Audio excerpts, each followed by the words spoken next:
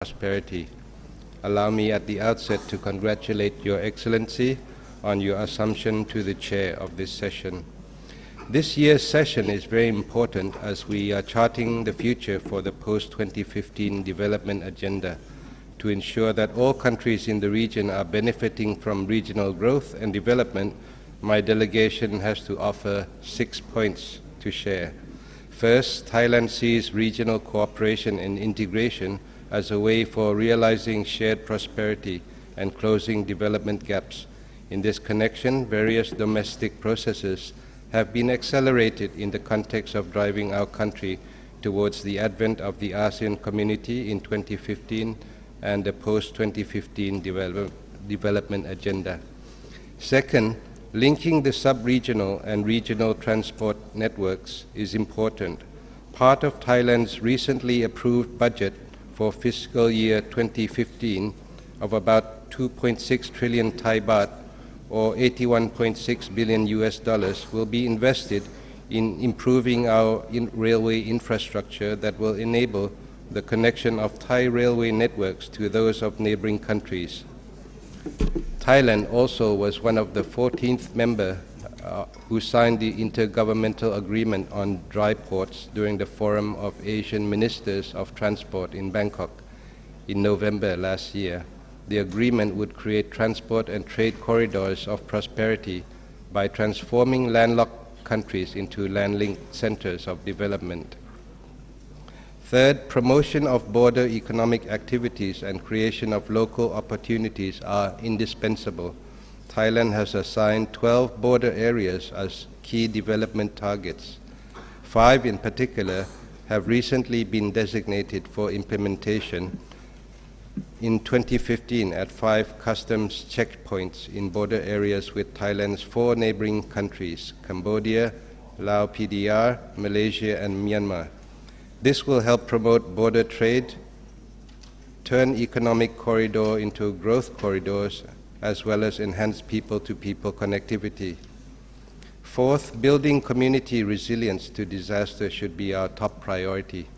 Asia and Pacific is the world's most disaster-prone region, and we need to work closely together to ensure that our communities are well prepared to prevent and respond to disasters. Thailand hosted the 6th Asian Ministers' Conference on Disaster Risk Reduction in June. The meeting adopted the Bangkok Declaration and the Asia-Pacific inputs for the post-2015 new global framework on disaster reduction.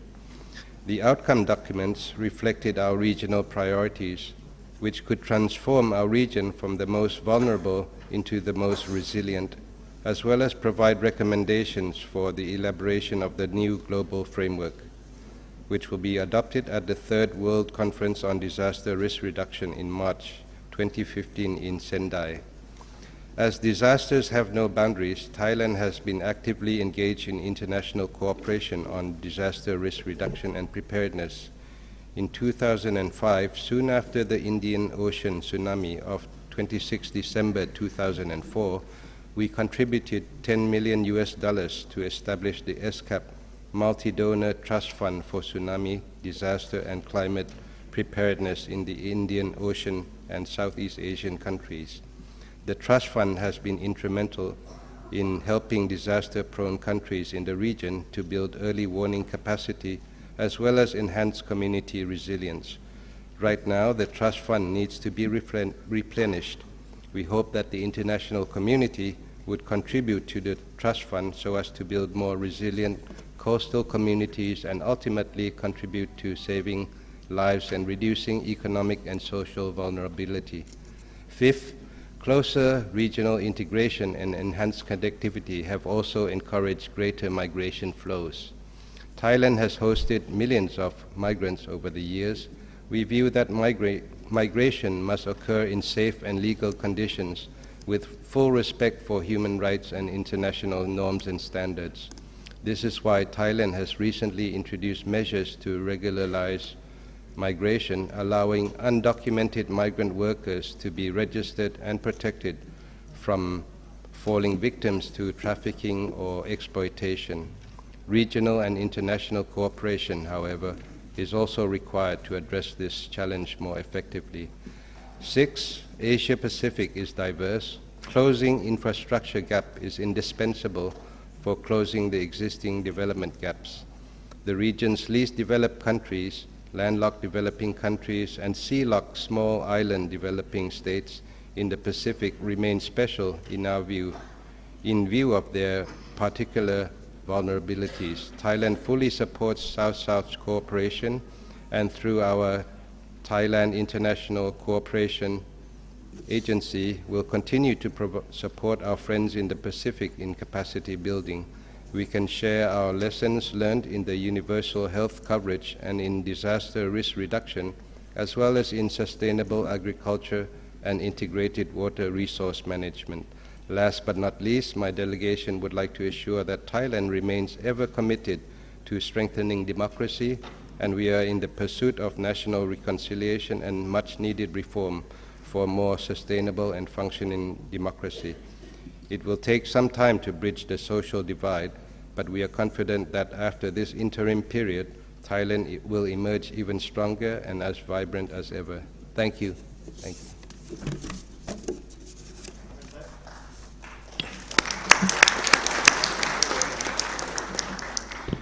I thank the distinguished representative of Thailand for his statement and for staying within the 5-minute time allocation.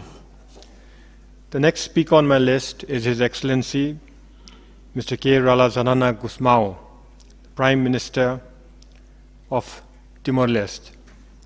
Your Excellency Prime Minister, you have the floor. Thank you, Mr. Chairman. Excellencies, distinguished delegates, ladies and gentlemen, it is a pleasure to address the 70th session of the United Nations Economic and Social Commission for Asia and the Pacific with a country statement for Timor-Leste. While the recent disorder in international relations reminds us of the importance of this Commission and of international engagement and cooperation, we are all also working to achieve progress in our own countries and improve the lives of our people. Timor-Leste is a young country with many development challenges. In the early years of our independence, we suffered a cycle of violence.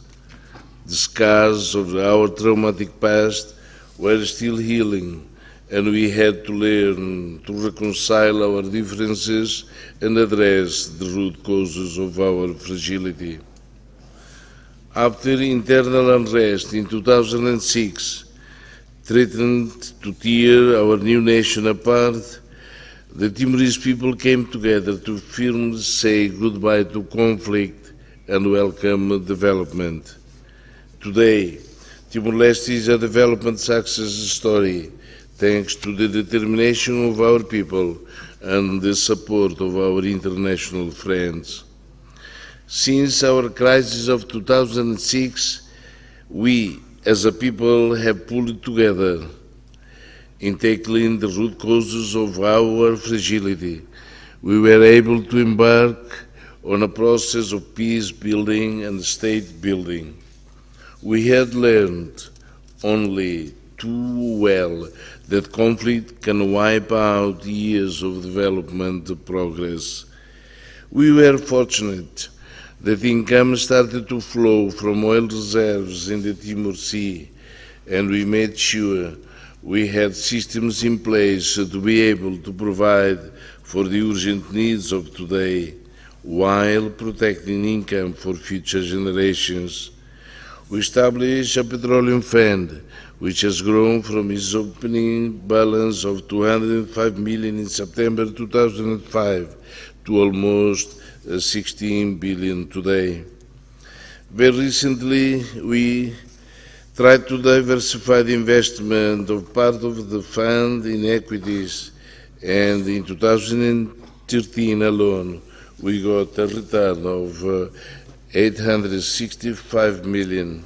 We hope we can continue this strategic investment in a good manner. Timor-Leste was also the first in Asia and third in the world to be compliant with the Extractive Industry Transparency Initiative, the EITI, so that every dollar that comes in from petroleum revenue is publicly disclosed and transparent.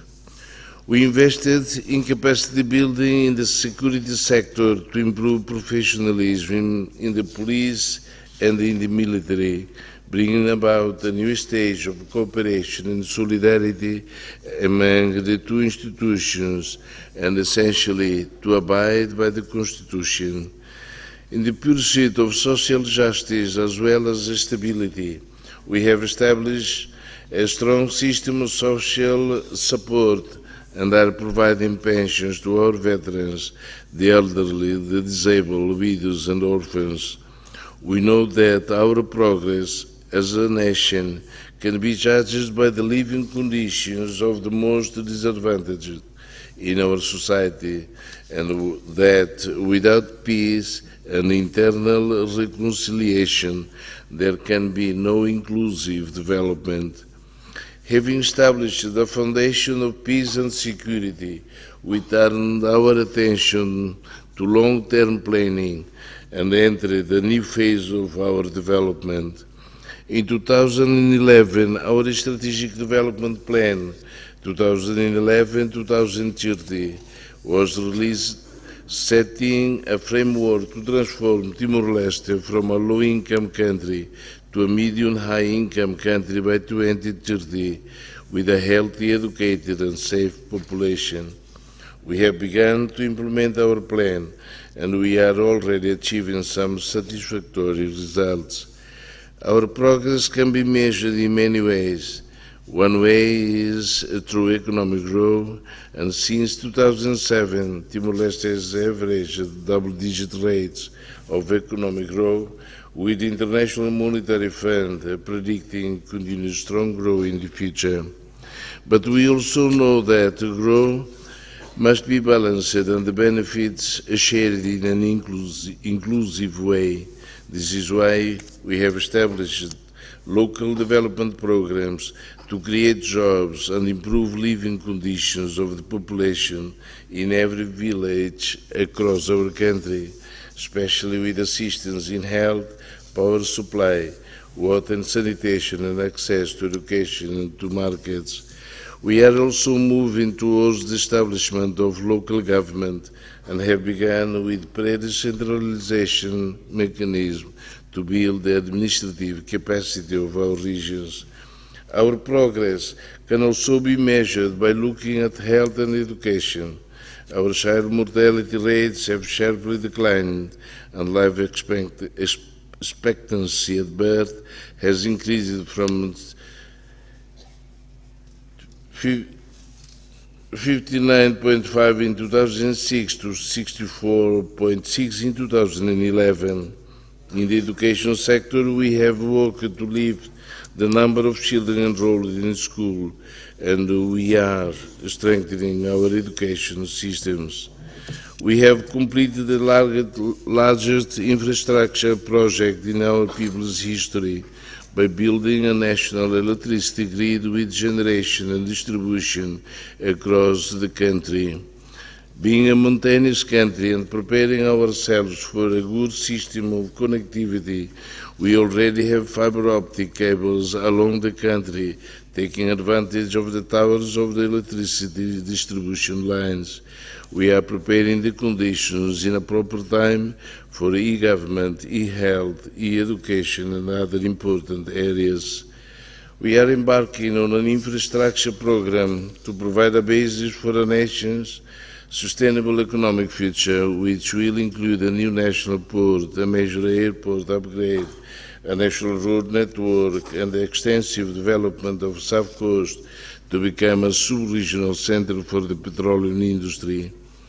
Under the leadership of our former Prime Minister and leader of the opposition, Dr. Maria Al-Kadiri, we are also establishing special economic zones in Timor-Leste, including our first, which will be a special economic and social zone in the enclave of Ekusi. While we have made great progress from the time of the restoration of our independence in 2002, we know that so much more needs to be done to improve the daily lives of our people, achieve better development outcomes, and realize the dreams of our liberation. Ladies and gentlemen, as a small nation in a globalized world, we also know that our future depends on cooperative relations with our international friends. That is why we were honored and privileged to hold the chair of the 69th session of the United Nations Economic and Social Commission for Asia and the Pacific. Last month, we hosted the heads of state and government summit of the community of Portuguese-speaking countries. This was a historical moment for our nation, as it is the first time we have assumed the presidency of the community, and we will now preside over the organization for 2 years. It was also a historical moment for the CPLP, as it was the first time that CPLP summit was held in the Asia Pacific, broadening the reach and influence of the organization. While Timor-Leste continues to pursue membership of ASEAN, we are also deepening our relations with the great island nations of the Pacific.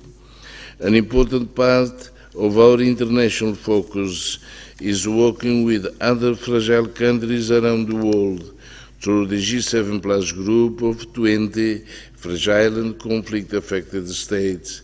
The G7 Plus plays a global role as a voice for fragile countries and to advocate for change in global development policies.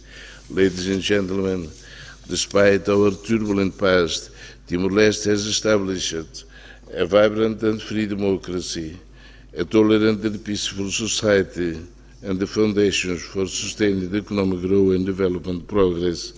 We look forward to working with the Commission during its 70th session and trust that next year we will be able to report further development progress in our country and consequently in the region. Thank you very much.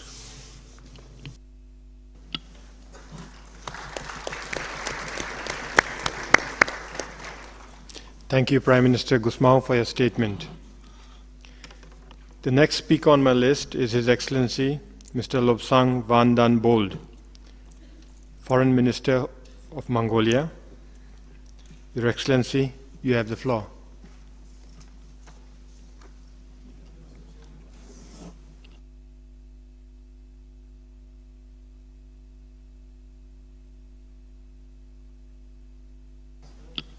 Can you turn the mic on, sir? Is on now, okay. Thank you, Mr. Chairman.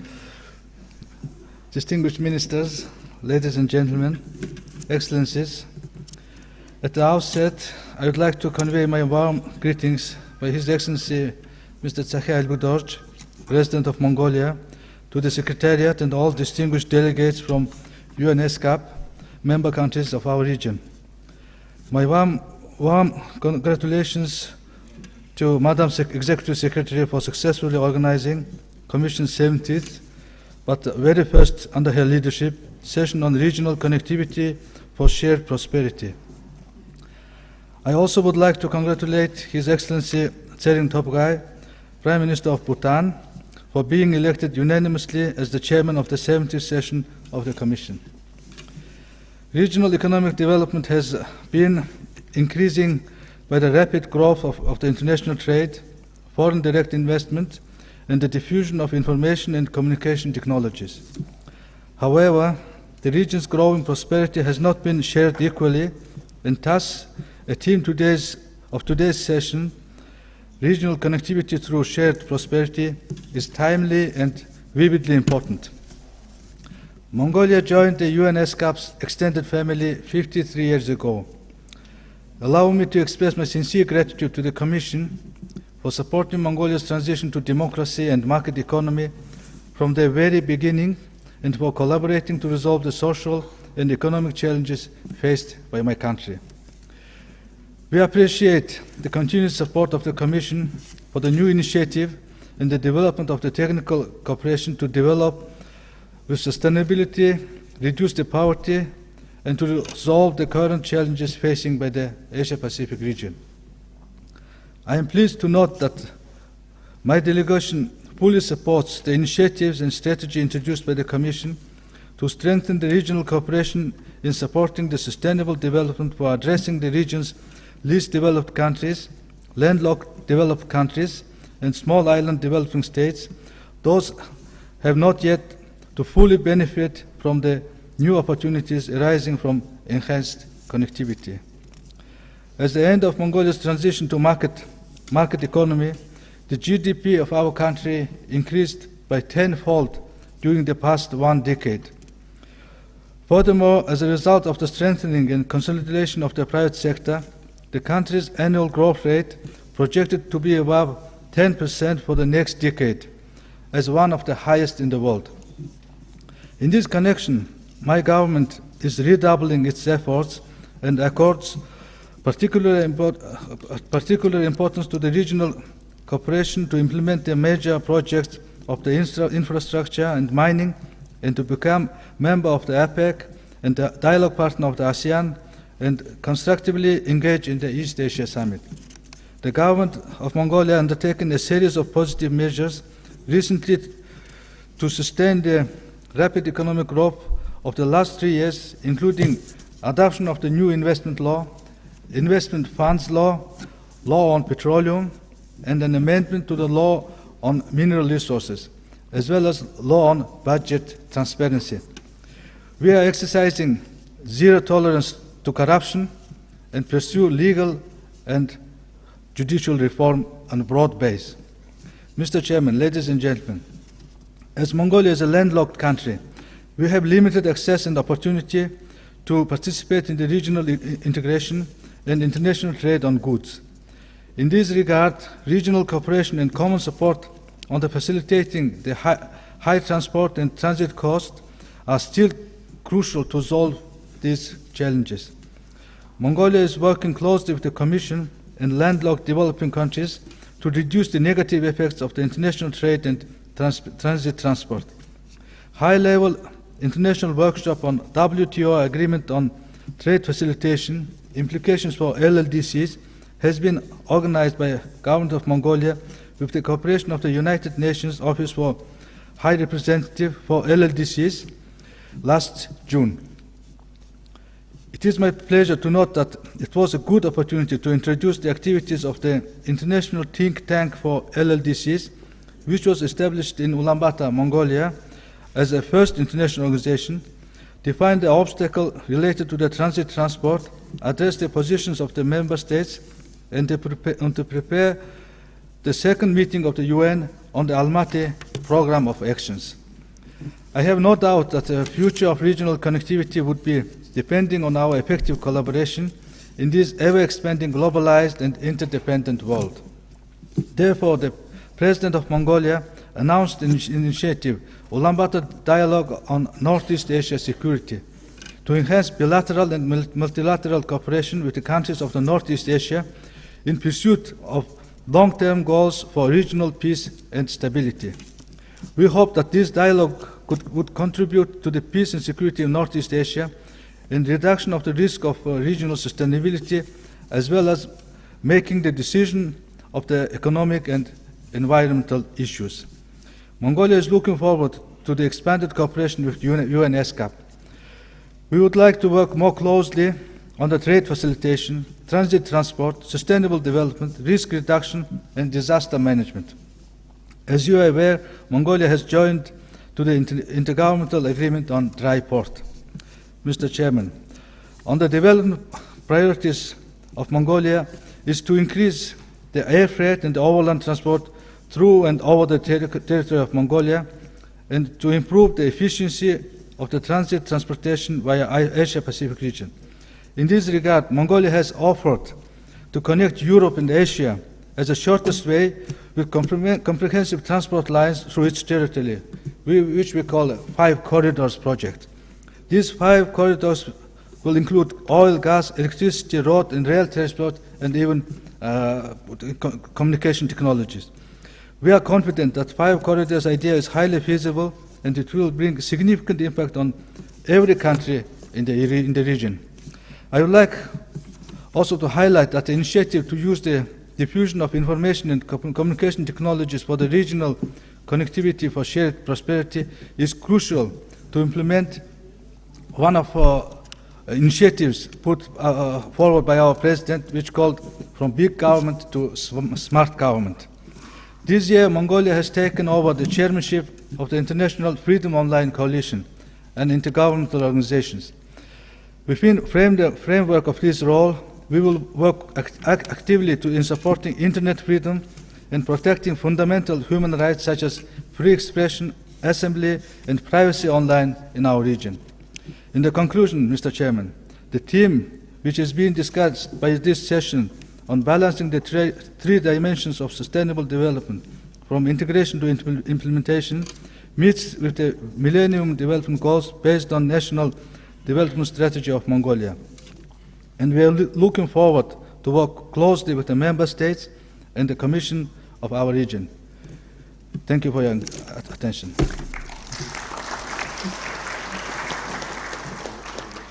Thank you, Excellency, for your statement. The next speaker on my list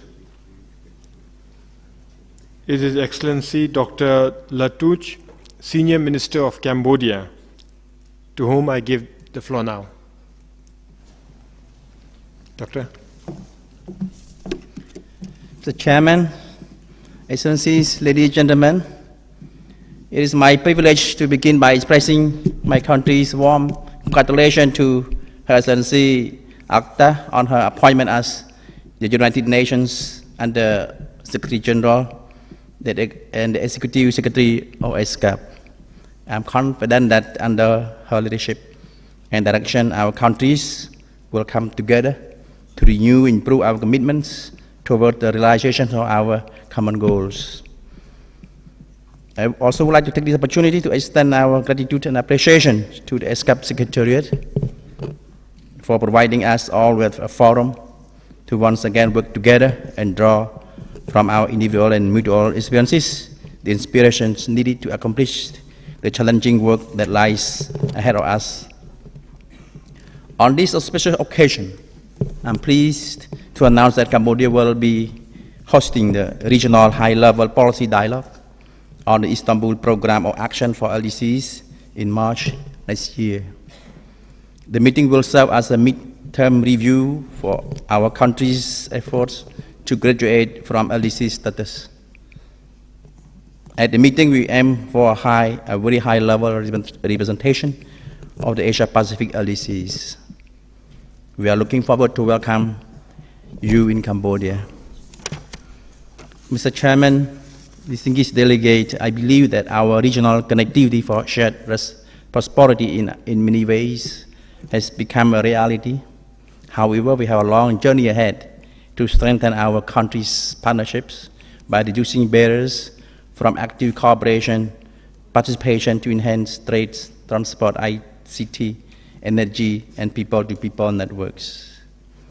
Mr. Chairman, under the leadership of our Prime Minister, Cambodia is experiencing fast, dramatic changes in our socio-economic development, and the Kingdom is committed to giving prioritized actions to a number of sectors which are key to building and promoting regional connectivity for economic growth and sustainable development. The policies we adopted and the strategy we have implemented under a refreshed, updated National Strategic Development Plan for 2014-2018 determine our success in achieving our national aspirations and regional integrations. These include, first, ensuring an average annual economic growth of 7%. This growth should be sustainable, inclusive, equitable, and resilient to shocks through diversifying the economic base to achieve a more broad-based and competitive structure with low and manageable inflation, a stable exchange rate, and steady growth in international reserves. Second, achieving more than 1% reduction in the poverty rate annually, including realizing the MDGs while placing high priority on development of human resources and sustainable management of environmental and natural resources. Third, improving the hard and soft infrastructure that is needed for efficient business transactions and connecting all parts of the countries as well as the region. Also focusing on development, transfer, and dissemination of technologies, particularly modern and high-quality ICT. Mr. Chairman, Excellency, ladies and gentlemen, the integration of Cambodia's economy into the Asia-Pacific region is crucial to our success of regional connectivity for shared prosperity. Cambodia is located strategically within the Greater Mekong sub-region, GMS, in ASEAN, and is in close proximity to Eastern and Southern Asia. With greater connectivity, Cambodia's location will be considered as a major asset for private sector development and foreign investment. In this respect, major investments can be directed toward improving the physical transport infrastructures that link Cambodia with other countries in the ASEAN region, especially with Thailand, Laos, Vietnam, and China. This will be the most welcome with the expected increase in the flow of goods and people when the ASEAN Economic Community 2015 comes into effect. Mr. Chair, connectivity, just like any other field of development, requires accurate, complete, and timely statistics to guide decision and to enhance monitoring, evaluation, and accountability. Cambodia, like I am sure other LECs, aspires to produce and have its own data to monitor progress and to access its graduation process. This requires capacity building for statistic production and analysis, and for international development partners to work with us and not around us for development indicators. This is part of sustainable development and institutional capacity. Having the ability to produce economic, social, economic, and environmental statistics will enable us to fulfill the promise of leaving no one behind. In conclusion, allow me to once again express my government's sincere appreciation and profound gratitude to the UN organizations and development partners for their continued cooperation and support for Cambodia and her people. I wish the 75th session a successful outcome, and I wish you all peace and prosperity. Thank you very much for your attention.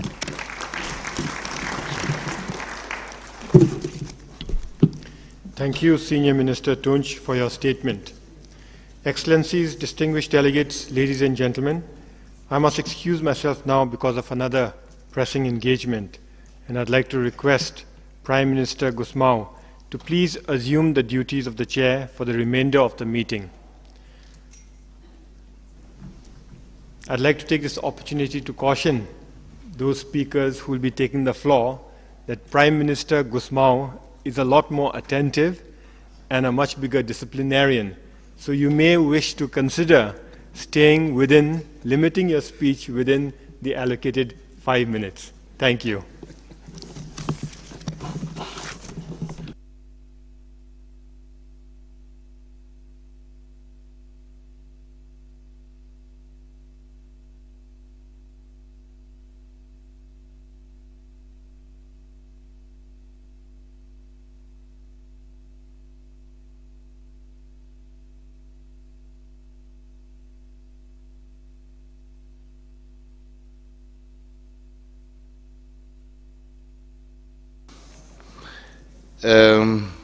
Can I call His Excellency Dr. Isaac Evalueke, Minister of Finance and National Planning from Tonga, please?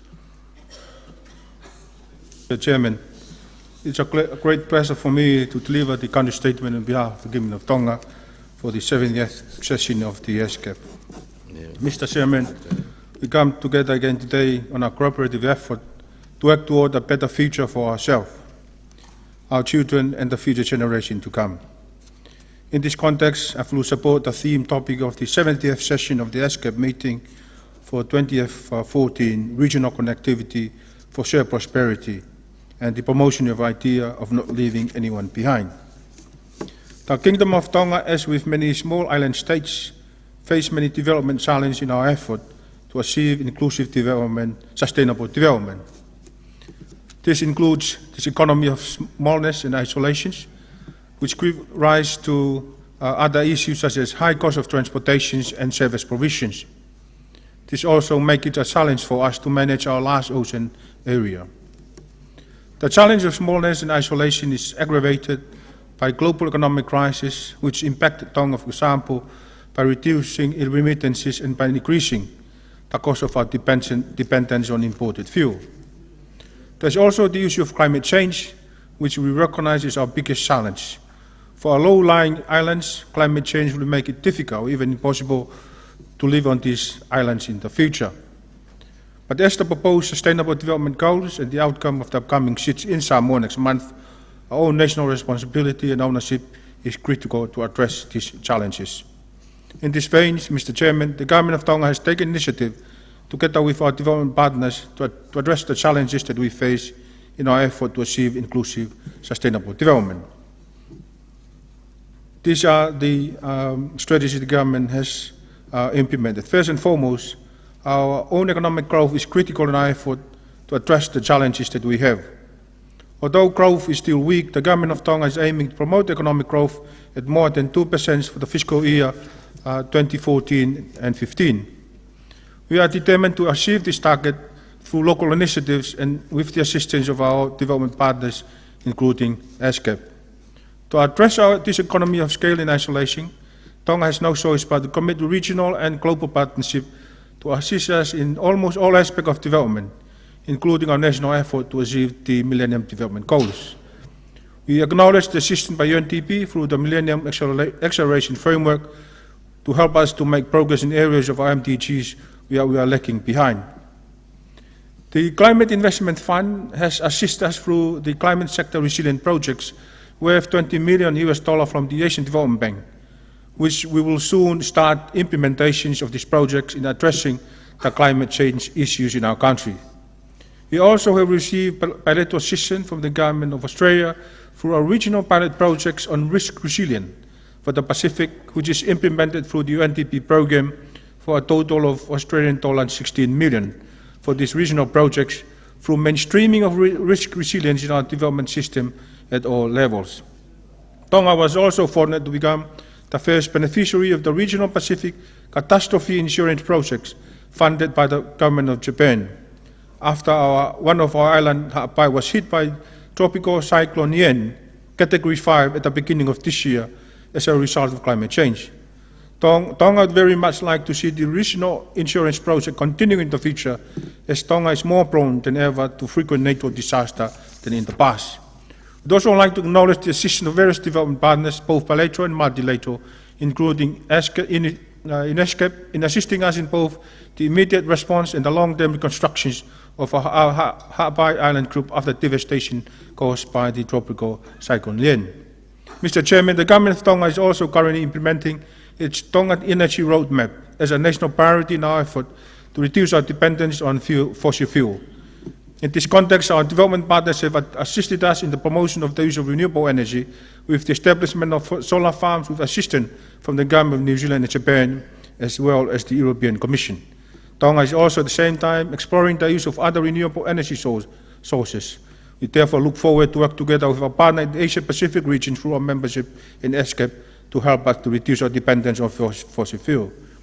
The establishment of the cable projects in Tonga with joint assistance from the World Bank and us, the Asian Development Bank, is an important milestone for our country in providing connectivity for shared prosperity in our regions, as well as addressing our challenges of remoteness and geographical isolations.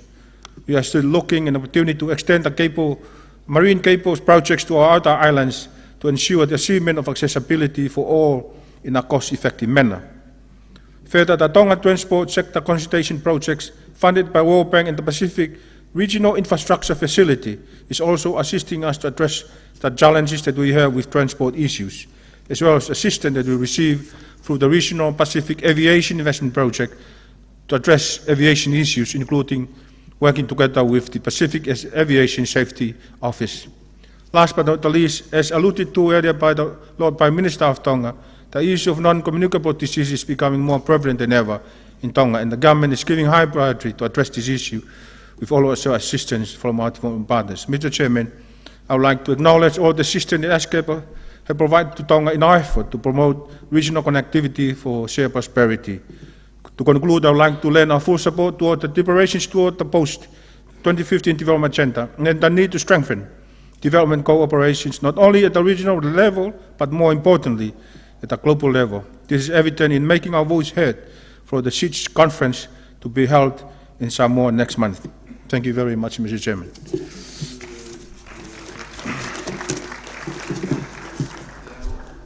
Oh, sorry. Thank you, Your Excellency. Now from Bhutan, His Excellency Yompo Rinzin Dorji. Please have your floor.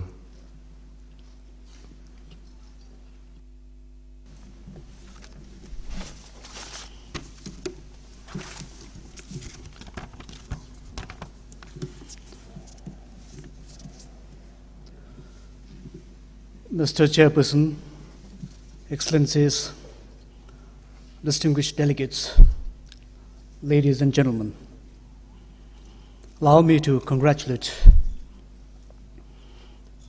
the newly elected chairperson of the 70th session. It gives us great pleasure as well as great pride to see the Honorable Prime Minister preside over this very important august body. Mr. Chairperson, I'm pleased to share with this august gathering that Bhutan to date is proud to have achieved significant progress in the areas of socio-economic development.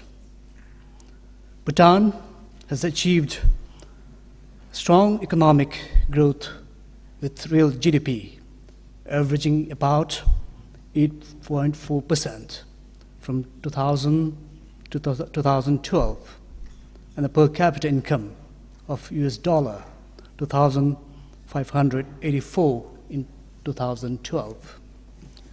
We have achieved most MDGs and are on track to achieve the remaining targets by 2015. Poverty has reduced from 32% in 2003 to 12% in 2012. We have 93% electricity coverage and 100% mobile connectivity in the country. However, like most vulnerable states, our challenges continue to weigh heavily on these hard-earned gains. Despite our efforts, economic growth and structural transformation has not translated into employment generation. Rural poverty remains high, and the private sector is still in its nascent state, while climate change and natural disasters continue to threaten our livelihood. We are also concerned over the uneven distribution of ODA. While Asia-Pacific is home to 66% of the world's poor, only 20% of total ODA from 2008 to 2010 was allocated to the region, placing us at a significant disadvantage in the achievement of international development goals.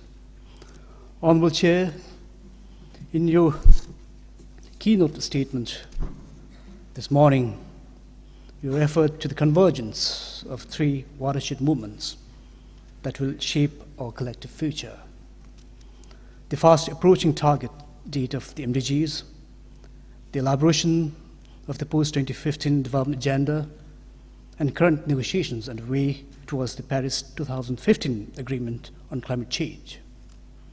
Bhutan is convinced that the Asia-Pacific region must seize this unique opportunity to determine how its destiny is shaped. Despite seemingly unsurmountable challenges, many of us, including the most vulnerable ones, have boldly forged ahead in many areas to bring the fruits of progress and well-being to our peoples. This demonstrates that in the post-2015 era, the mantra of victimization must give way to a new narrative, one where developing states set the agenda, leading by example.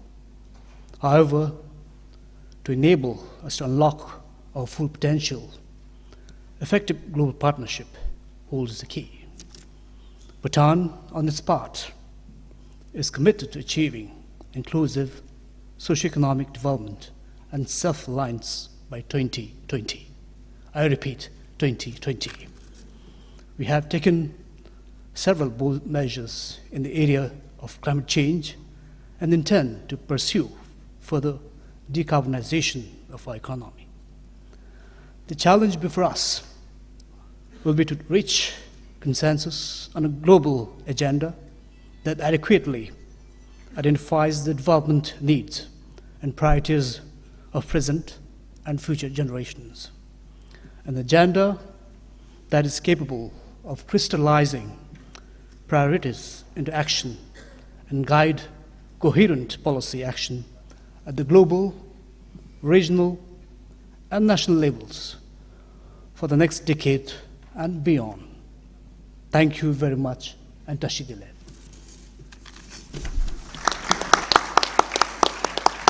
Congratulations, Minister of Foreign Affairs. We hope that one day we can measure the human development by measuring the happiness in the face of the humanity. Now, from Bangladesh, His Excellency Mr. M.A. Manang. My language, when we say Manang, is the winner. Please, Mr. Winner, Honorable State Minister, Minister of Finance from Bangladesh.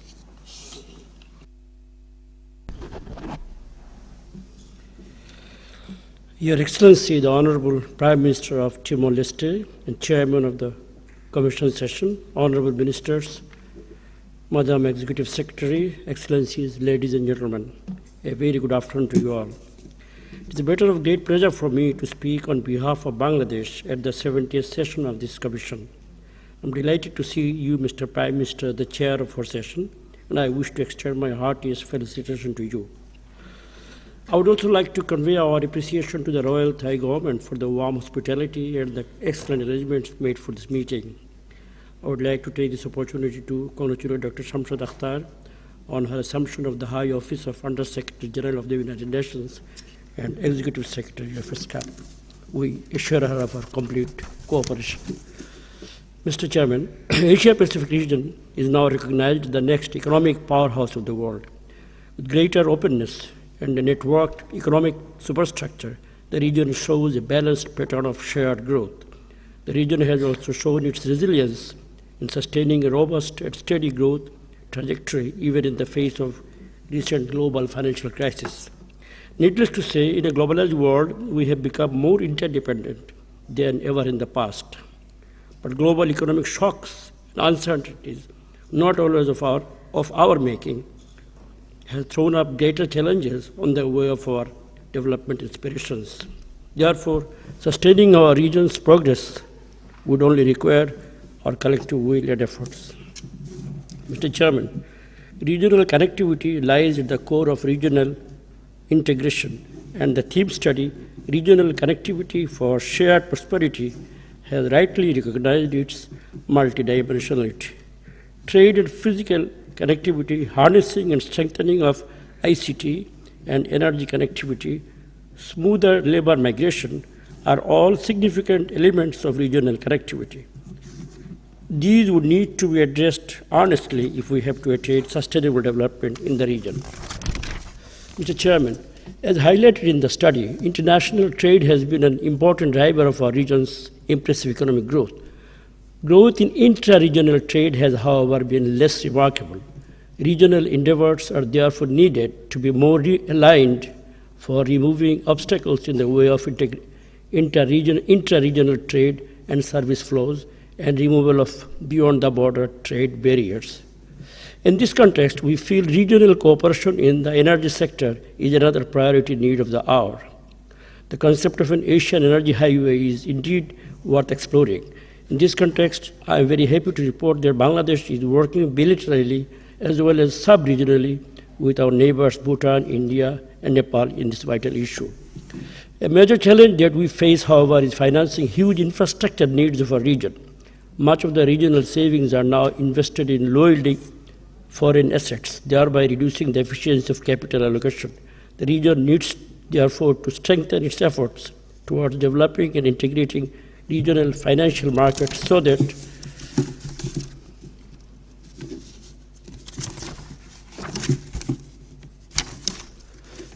our massive savings and reserves could be channeled into productive investment. Mr. Chairman, another factor which underpins future growth in the region is the current population dynamics. Host to a growing number of migrant workers and with rising demand for labor as the region's economy prosper, managing labor migration and protecting their interests are important areas requiring immediate cooperation in the Asia-Pacific region.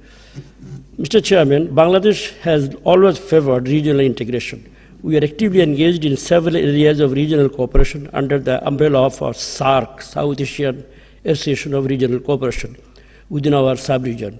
And we have been playing a positive role in building and promoting many regional integrating arrangements which promote trade cooperation within our immediate neighbors. We are also actively engaged in process of building the Asian Highway, Trans-Asian Railway, and Trans-Asian Railway Network.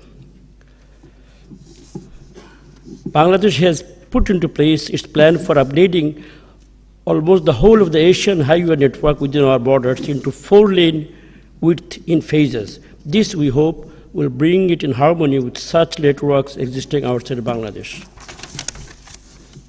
We have also accorded high priority to regional connectivity in the development of road network, taking into account the particular needs of our landlocked neighbors. In Prime Minister Sheikh Hasina's present government, we have taken steps to develop necessary infrastructure which will improve physical connectivity between Bangladesh, Bhutan, Nepal, Myanmar, and India. Implementation of these modes of connectivity will not only promote integration within the participating countries, they will also substantially enhance the existing integration by bridging the physical breaches. Mr. Chairman, I wish to endorse the recommendations of this landmark study and look forward to our substantive engagement with fellow member states in all the identified areas. I would underline here that economically developed countries of the region and multilateral funding agencies will have to play a far greater supportive role in helping the fragile and vulnerable low-income countries overcoming their inherent economic backwardness, which thwart their efforts towards regional integration. Enhancement of regional connectivity in Asia-Pacific in all its dimensions will require a brave political will and a high spirit of cooperation. I believe we shall have the wisdom to seize this opportunity and take bold strides towards inclusive and sustainable growth in Asia and the Pacific. I thank you, Mr. Chairman. Ladies and gentlemen, good day. Thank you, Minister. You raised two important things, according to my point of view. Trade, that was why I was asking ADB to look at this problem of trade, the inequality of trade between a small country, less developed country with big countries. And the problem of migrants, this is a problem also that the 7th session of this commission should start looking at this. Because of lack of jobs, they go to other countries that don't receive them. Let me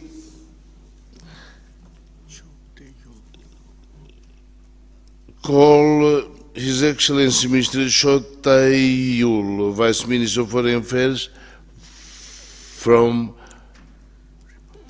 Republic of Korea. Tomorrow we will see each other there.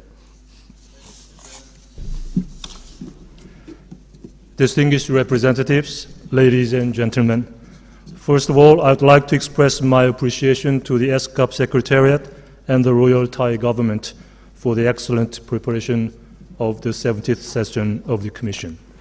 I'd also like to offer my congratulations to His Excellency Chering Topgay, Prime Minister of Bhutan, on assuming the chairmanship of this important meeting.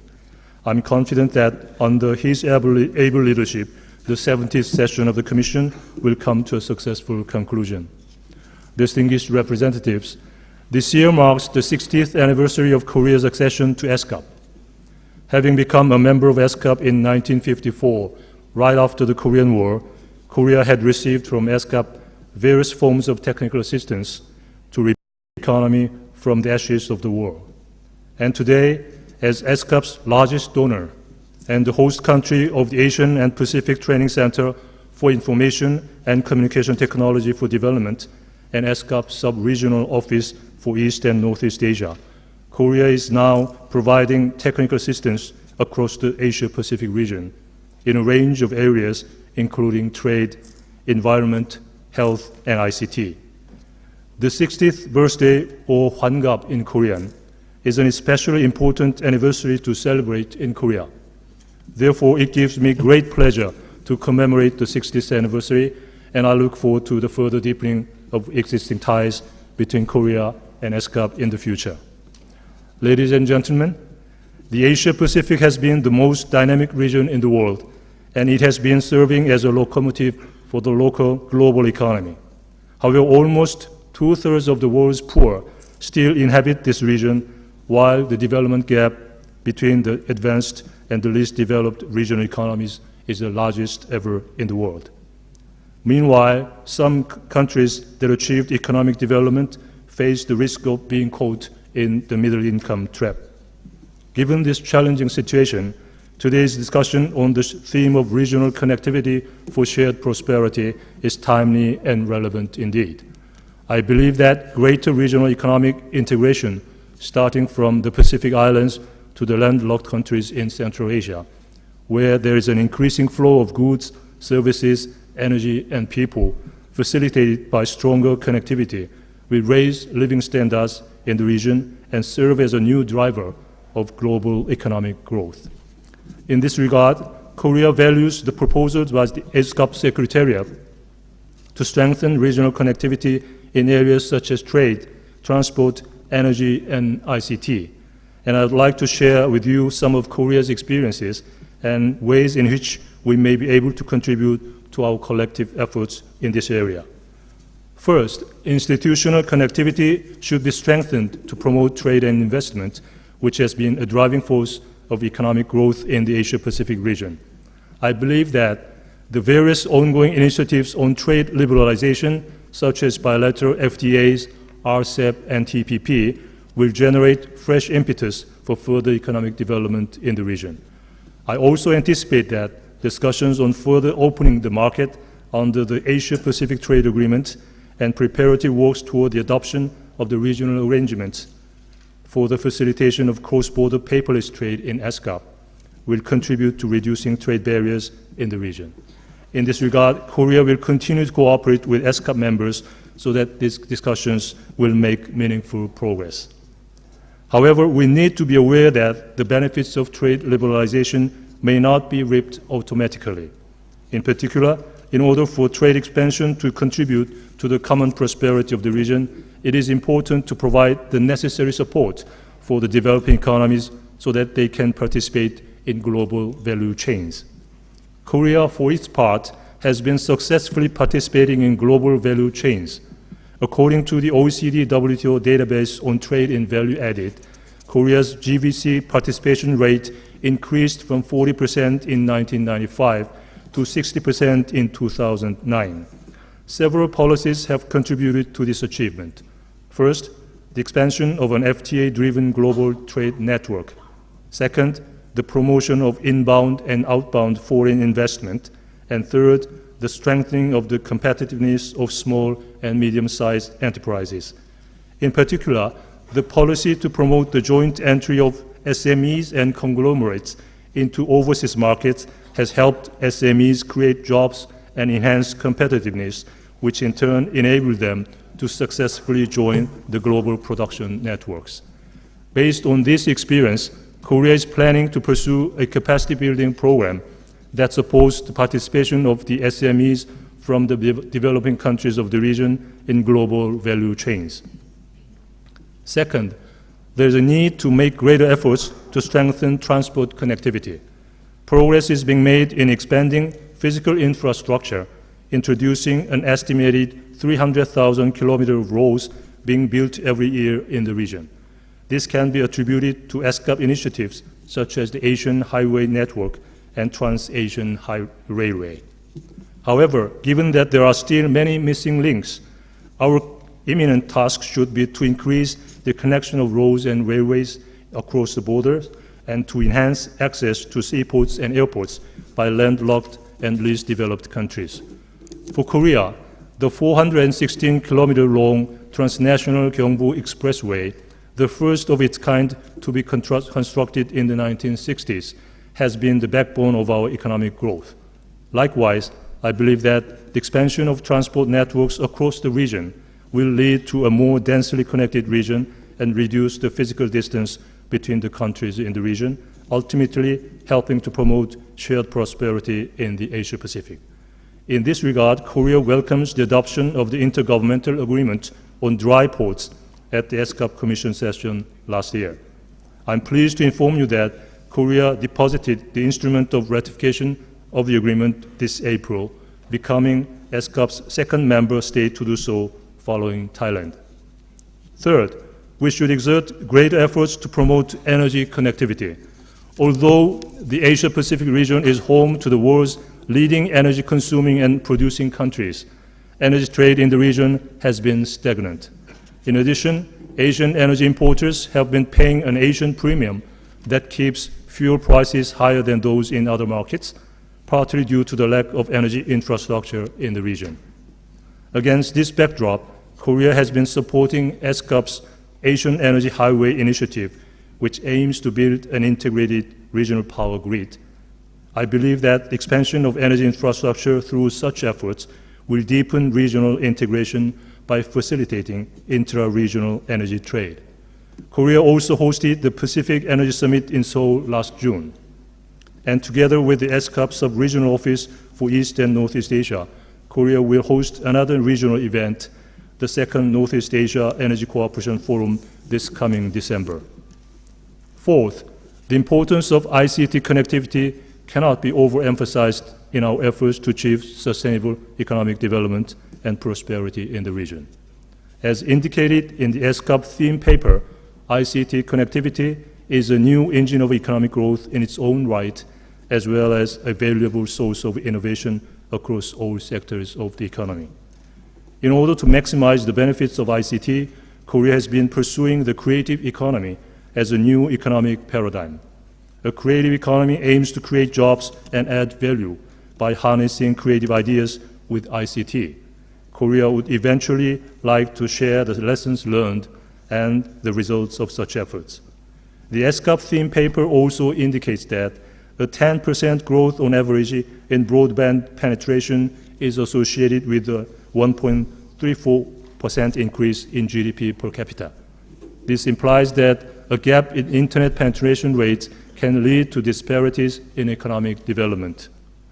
One statistic shows that 99.6% of the young people in Korea are active internet users, while the figure is less than 1% in Timor-Leste.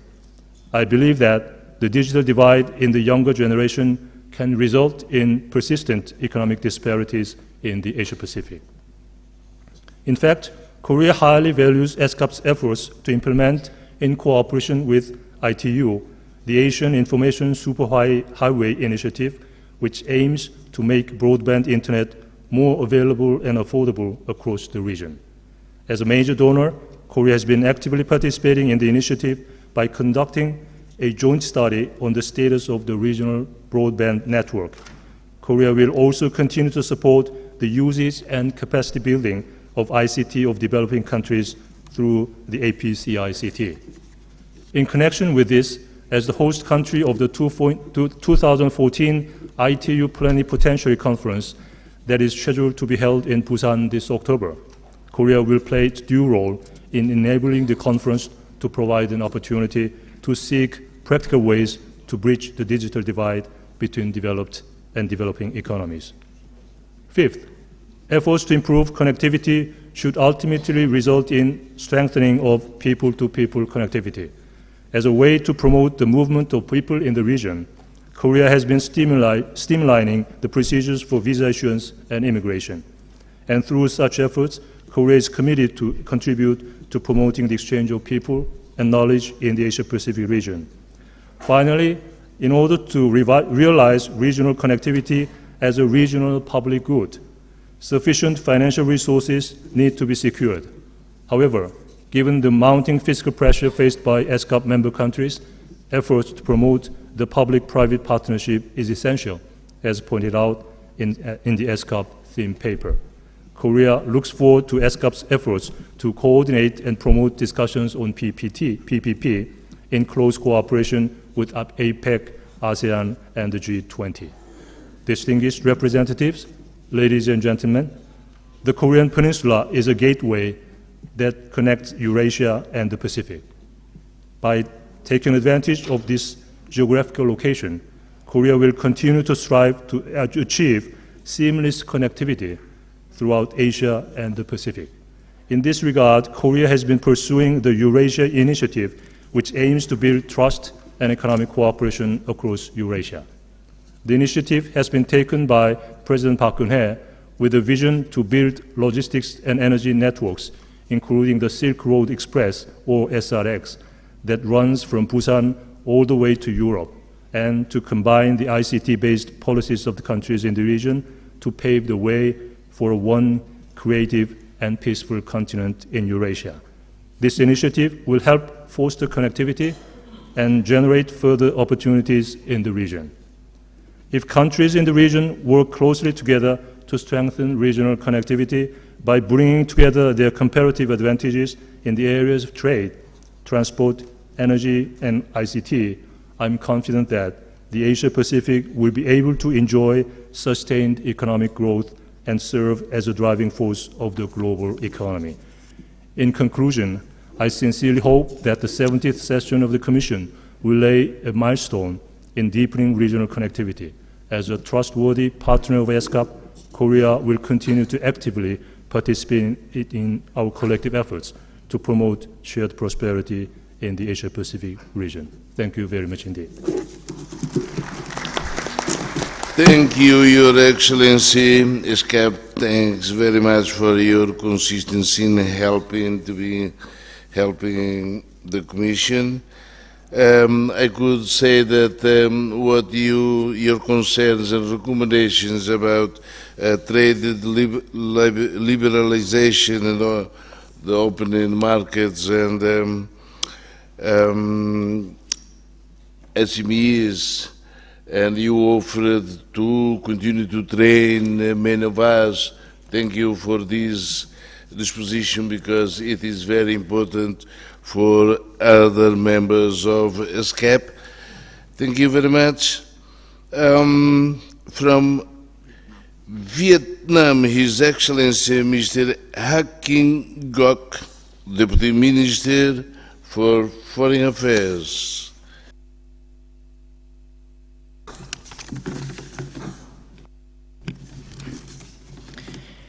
Excellency Mr. Sanana Gusmao, Prime Minister of Timor-Leste, distinguished delegates, ladies and gentlemen.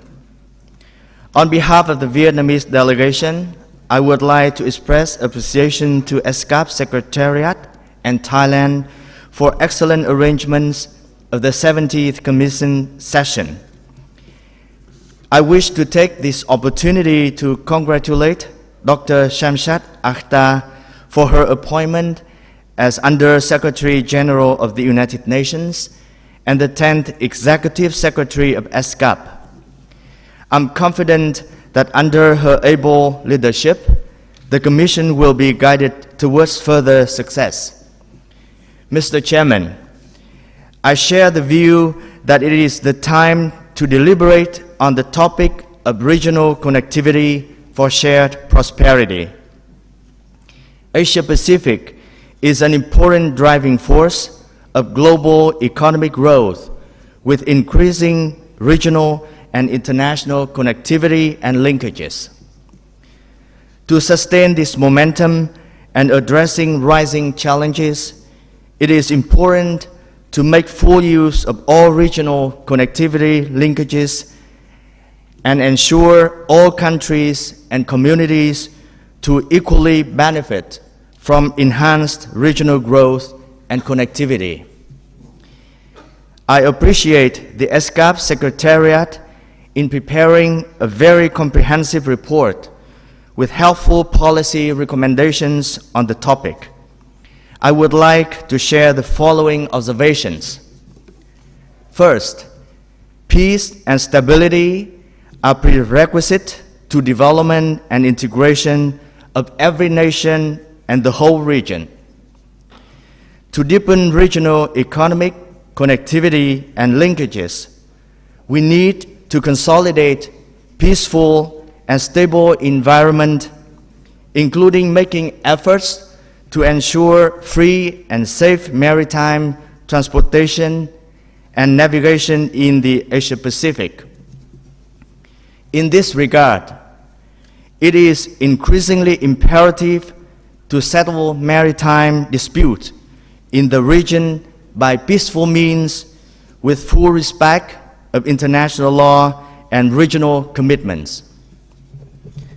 Second, regional economic connectivity and integration initiatives have blossomed across Asia-Pacific in recent years, notably the Regional Comprehensive Economic Partnership, East Asia Free Trade Area, and the ASEAN Community. To best translate these initiatives into tangible benefits for all, more political will and resources are required for enhanced connectivity capacity. Besides infrastructure connectivity, governments should accelerate reform, strengthen institutional capacity, and make all people and communities well prepared for integration. In this regard, inclusive policies are needed to facilitate social groups better access to shared benefits from integration and connectivity. Third, strengthening regional cooperation is crucial to regional connectivity. We highly value ESCAP to promote connectivity as an integral component of regional integration through such key projects as Asian Highway and Trans-Asian Railway, Asia-Pacific Energy Security Cooperation Framework, etc. We expect ESCAP, in coordination with development partners, to continue practical support to ASEAN countries to close development gap, implement master plan on ASEAN connectivity, and promote the ASEAN connectivity with the rest of the Asia-Pacific. Mr. Chairman, in parallel with economic reform, Vietnam has consistently enhanced international integration and aligned ourselves with regional connectivity.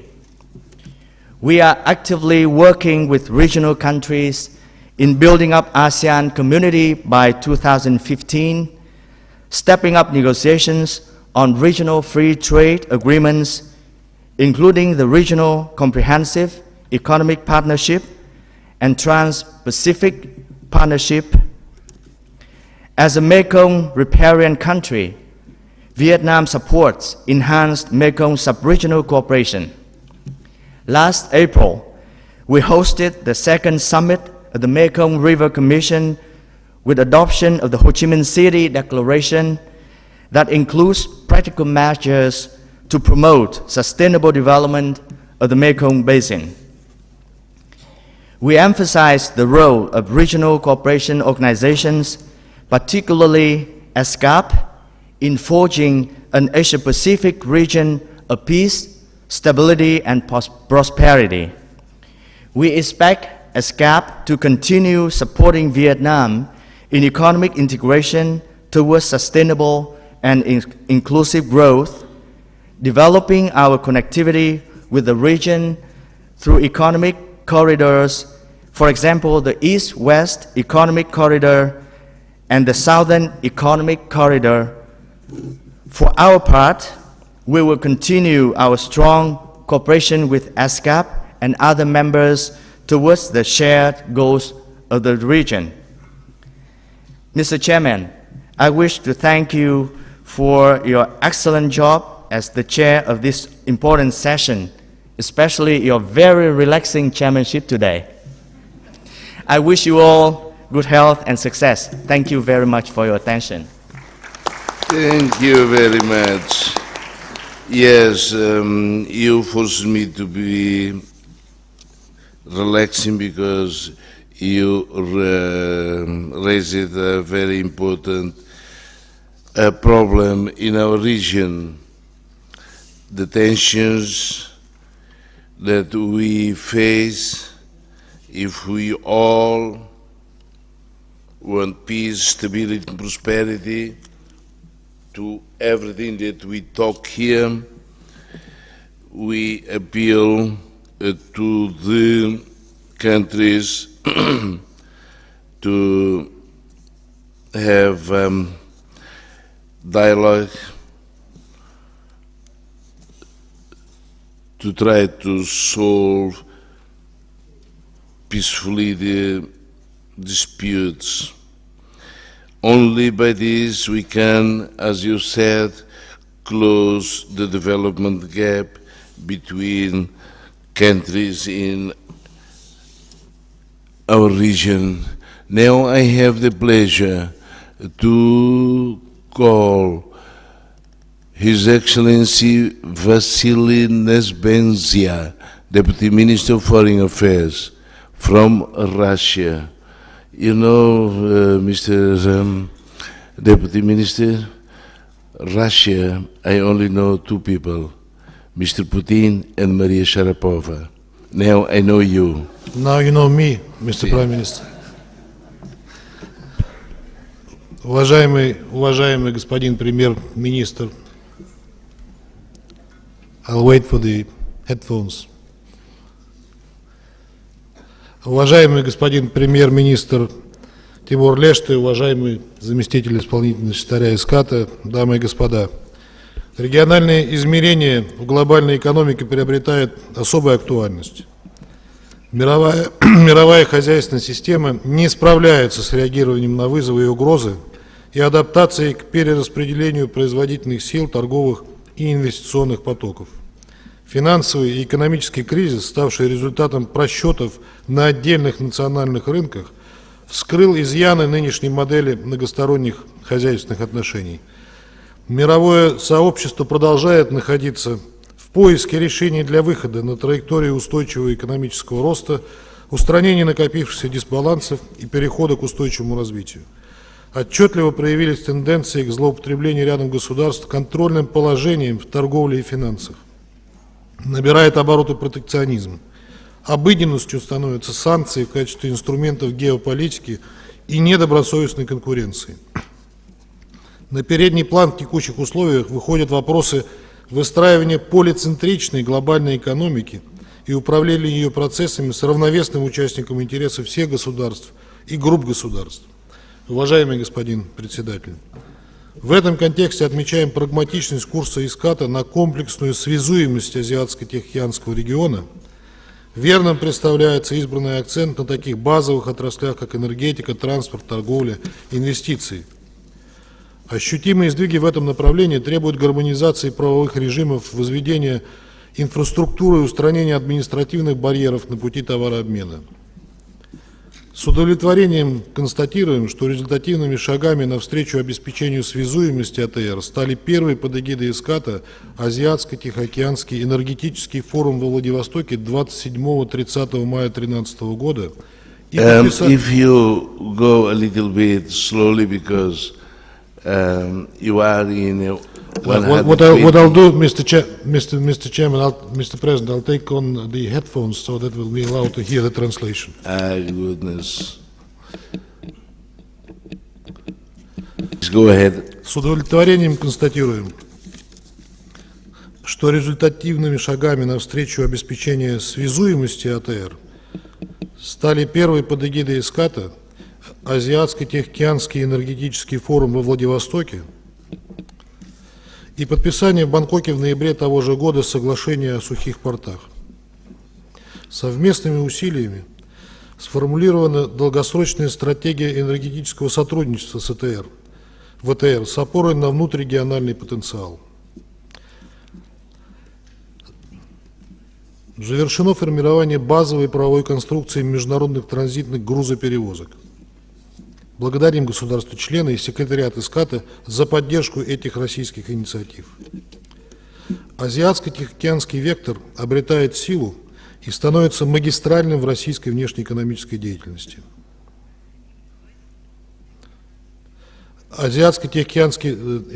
Другой абзац. Азиатско-Тихоокеанский вектор обретает силу и становится магистральным в российской внешнеэкономической деятельности. Полноценный выход на рынок АТР является залогом диверсификации отечественной экономики и ключевым фактором в подъеме производственного комплекса Сибири и Дальнего Востока. Значимое место в наших усилиях по интенсификации связи с АТР отводим ESCAP,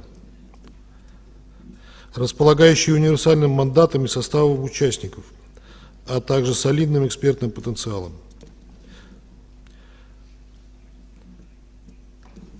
Нам импонирует открытость и нацеленность на продуктивный диалог с государственными членами нового исполсекретаря госпожи Ахтар.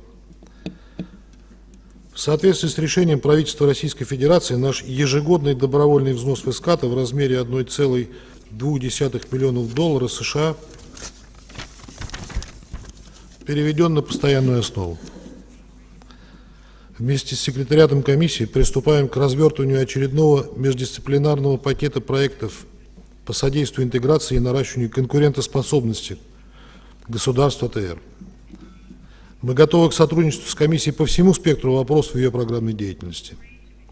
Пристальное внимание уделим реализации итогов энергофорума в Владивостоке и совершенствованию автомобильного и железнодорожного транспорта. В перечне наших приоритетов остаются уменьшение опасности бедствий, информационно-коммуникационные технологии, социальное развитие, статистика, защита окружающей среды.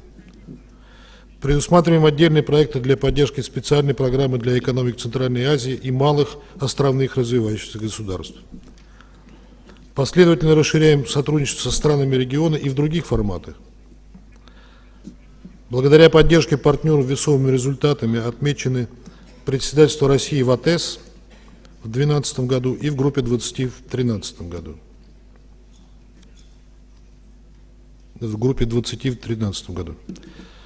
Только что завершившийся саммит БРИКС в бразильской Форталезе с участием таких крупных экономик АТР, как Россия, Индия и Китай,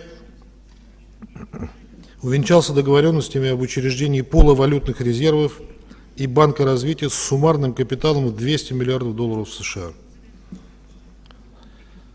С абсолютным большинством государств АТР у нас совпадают подходы к формированию глобальной повестки дня в области развития после 2015 года. Убеждены в том, что стратегия социально-экономического прогресса должна быть четко выдержана в русле устойчивого развития и сконцентрирована на искоренении бедности. Пропустите этот абзац. Россия является инициатором и активным участником интеграционных процессов со своими соседями и ключевыми партнерами. 29 мая этого года Россия, Белоруссия и Казахстан подписали договор об учреждении Евразийского экономического союза, которая формирует единый рынок в 170 миллионов человек со свободным перемещением товаров, капиталов, услуг и рабочей силы.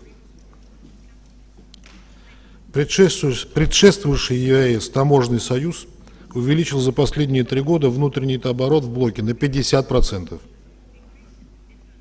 На 50%. Уважаемый господин председатель, Россия нацелена на обеспечение эффективной связуемости ВТР, готова к тесному взаимодействию с государствами-членами и секретариатом ESCAP для осуществления этой важной цели.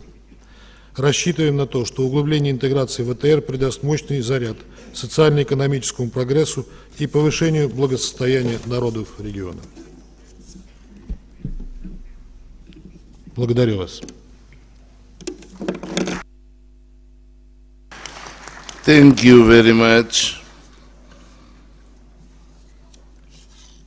On behalf of ESCAP, I hope that you can tell the President, Mr. Putin, to increase your contribution to ESCAP, please. Because you have heard there are many capacity building processes that we have to take care of, and if BRICS also will be a big issue for us all to look at this, because China offered another bank, and you have also Eurasia. Yes, everything that we are talking is about social and economic development of the people. We hope that we used to say in our coffee breaks, the big eyes are like BRICS, like China, like Japan, like the big guys can have a good perception of the needs of the small ones. You talk about protectionism, and I was thinking about Tonga, Tuvalu, Vanuatu. How can we protect what we cannot produce? And protectionism versus free trade, what will function all of this? But thank you very much. What we hope is that increase a little bit, having $200 billion, just the rest, just put in the ESCAP, please. Thank you. Now from Laos. Japan. Oh, yes. Sorry, Japan. Parliamentary Vice Minister for Foreign Affairs, His Excellency Seiji Kihara. Please. Thank you very much. Mr. Chair, distinguished representatives of the member states, ladies and gentlemen, this year marks the 60th anniversary of Japan's membership of ESCAP. For the last 60 years, Japan and ESCAP have enjoyed a close partnership to address regional challenges. Going forward, Japan will continue our active cooperation with ESCAP. Also, I would like to congratulate the inauguration of Madam Shamshad Akhtar as Executive Secretary of UN ESCAP and the successful holding of the 70th session of ESCAP. Improving regional connectivity in the Asia-Pacific, which is the theme of this session, is an area upon which Japan has long put emphasis, as it will benefit the whole region, including least developed, landlocked, and small island developing economies. Achieving regional connectivity requires promoting 3 connectivities, namely physical connectivity, such as development of infrastructure and ICT network. Second, institutional connectivity, including improvement of legal system, and people-to-people connectivity. Japan, with a view to bringing about more connected and prosperous Asia-Pacific has long provided assistance to each country in the region in all three areas. For instance, as ASEAN accelerates its efforts to establish the ASEAN community in 2015, Japan will offer its cooperation through steadily implementing about 70 flagship projects to strengthen ASEAN connectivity. Such cooperation ranges from the construction of Lac Phan International Port in Vietnam, improvement of national roads in Laos and Cambodia, to development of human resources, improvement of legal system, and modernization of customs in Vietnam and Myanmar. Also, Japan-Mekong cooperation, including on the East-West Economic Corridor and the Southern Economic Corridor, is another showcase of our cooperation. In addition, I personally attended the post-forum dialogue of the Pacific Islands Forum last week and expressed Japan's continued support for sub-regional connectivity and integration. At the same time, in order for regional connectivity to materialize in full scale, the seas from the Pacific to the Indian Ocean should be kept totally open, free, and peaceful. Thus, as our Vietnamese colleagues has rightly pointed out, respecting the rule of law is of critical importance in ensuring peace and stability in the Asia-Pacific.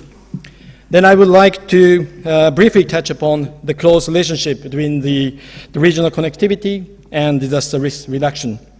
As the tragic earthquake in China reminded us, the Asia-Pacific region is prone to disasters, as 50% of the world disasters in the past 30 years are said to have occurred in this region in terms of human and economic losses. Thailand floods in 2011 made us keenly aware that the impact of natural disaster could reach anywhere in the world immediately through disruption of global supply chain.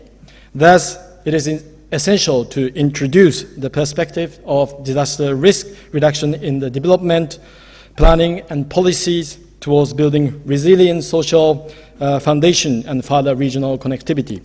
In March next year, we will host the third UN conference, World Conference on Disaster Risk Reduction in Sendai, and a successor framework for the Hyogo Framework for Action will be adopted at the conference. We look forward to the highest level participation from your countries and to your cooperation for the success of the conference. Mr. Chair, as distinguished speakers have repeatedly mentioned, next year is the deadline of the Millennium Development Goals. The Asia-Pacific region has achieved many of the MDGs targets, but much remains to be done. The Open Working Group on Sustainable Development Goals just finished its work, and the intergovernmental process for the post-2015 development agenda will start in the next session of the UN General Assembly. We need to exert all our efforts to achieve inclusive and sustainable growth, leaving no one out, but rather empowering everyone. Asia-Pacific region has much to offer and roles to play in these efforts. Let us join our hand to achieve shared prosperity. Thank you so much for your kind attention. Thank you. Arigato. You are right, 2015, the deadline for MDGs, and you are right also to say that the Asia and Pacific region should be leading this process, because at least comparing with other continents, we are living in relative stability. Yes, you mentioned free maritime navigation, ESCAP, on behalf of ESCAP, on behalf of the chairman of 70 session, we again appeal to all parties to try to get the best way to assure to us all that we choose dialogue to solve our problems, because what we all talk here about is poverty, inequality, and Millennium Development Goals. Thank you. Now I'm going to call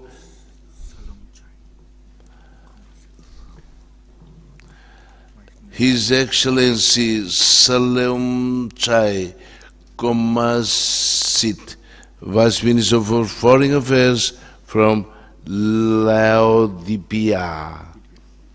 Thank you. Thank you, Mr. Prime Minister. Mr. Chairman, distinguished delegates, ladies and gentlemen. At the outset, let me congratulate you on your assumption as chairman of the 70th sessions of ESCAP. I would also like to commend ESCAP for an excellent arrangement for this session. Mr. Chairman, the world today has undergone complex situations which have become unprecedented phenomena. This has presented major constraints for developing countries, especially the most vulnerable ones, like LDCs, and SEEDs in our region, in order to address the special needs and fully integrate into the regional and global economies. Being both least developed and landlocked developing countries, the Lao PDR is strongly committed to effective implementation of both Istanbul and Almaty Program of Action. Particular attention has been given to accelerating the attainment of MDG by 2015 and achieving our ultimate goal of LDC graduation by 2020. To this end, the government of the Lao PDR has mobilized all efforts and domestic potential for enhancing quality growth, inclusive development, and undertaken policy dialogues with development partners and the UN system, including through the roundtable process, in order to undertake regular review on the existing cooperation policies and adopt appropriate measures and strategies. So far, we have made various achievements in socio-economic development. Macroeconomy has been stable and the economic growth has been recorded at an average of 8.2% annually. National poverty rate has continued to reduce and currently stands at 20.5%. Health coverage has been expanded, and a significant decline in infant and under 5 mortality rates have been recorded. Mr. Chairman, to achieve regional connectivity, first and foremost, we need to ensure national and sub-regional connectivity.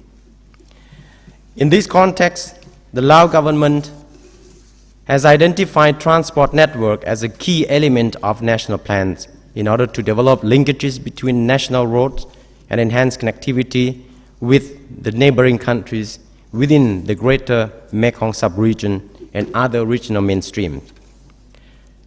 In this connection, the Lao government has invested on infrastructure development, especially roads, railways that link the country with the Asian Highway and Trans-Asia Highway network, and implemented various bilateral agreements with neighboring countries to facilitate trade and investment in the region. In addition, I would like to underline the paramount importance of the 4 Lao-Thai friendship bridges over the Mekong River and 1 Lao-Myanmar friendship bridge, which is under construction now. These bridges mark the significance of cooperation and friendship while providing easy access, facilitating trade exchange, enhancing people-to-people contacts, and bringing great benefits to our countries. They also link the countries within sub-region, especially Laos, Myanmar, Thailand, Cambodia, Vietnam, and China. However, despite some progress made in our effort to improve physical and institutional connectivity, transport and cross-border facilitation remains a big challenge in our region. Mr. Chairman, at regional level, the Lao PDR has attached great importance to and played an active part in the process of ASEAN community building, which will commence on the 31st December 2015. We believe that connectivity among the member states could be realized through effective implementation of Master Plan on ASEAN connectivity, which covers physical, institutional, and people-to-people connectivities. However, it is recognized that funding for these projects yet remains scarce, and there is a need for the private sector to be actively involved, as a number of infrastructure development projects identified in the master plan are lacking substantial investment. Mr. Chairman, I would like to emphasize the significance of regional connectivity for development and shared prosperity in our region, and in this regard, the need for international community to help the LLDCs and seats in Asia-Pacific region to improve their productive capacity and ensure better connectivity through improved hard and software infrastructure in order to deepen integration across countries and sub-regions. To this end, it is essential to have effective institutional coordination mechanism not only across borders and sectors, but also among sub-regional, regional, and international organizations, including the UN system, to involve financial institutions and the private sector, and as well as to renew commitment by the development partners. Mr. Chairman, let me conclude by inviting all stakeholders to participate in and contribute actively to the preparation process and organizations of the second UN Conference on Landlocked Developing Countries to be held in Vienna from 3 to 5 November 2014, and addressing the need to adopt a new and stressing the need to adopt a new and more comprehensive common action-oriented development framework for the next decade, focusing on accelerating reduction of the high transport and transaction cost, the establishment of efficient transport system through increased investment into transport, energy, and information, communication technology, infrastructure, and border crossing project. I thank you for your attention. Thank you. I hope that you distribute your paper, because Russian Federation, they are talking and sending a message to Moscow. The problem, the Lao representative put the problem very well. As a master plan, connectivity, but what we need is fund. China, please, your infrastructure, banks and BRICS, please, you big guys, sorry for saying big guys, but you have to be proud of being big guys. We are small little children. Big guys. If not, we talk and talk and talk and talk and talk. Please, we need something that can produce effect. Because if not, we are like trying to arrange all the conditions to go and explore something. But now,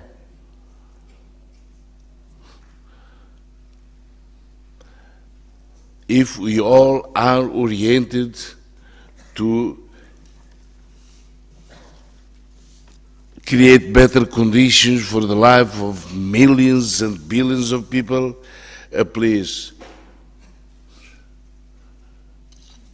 you all that can help us as landlocked,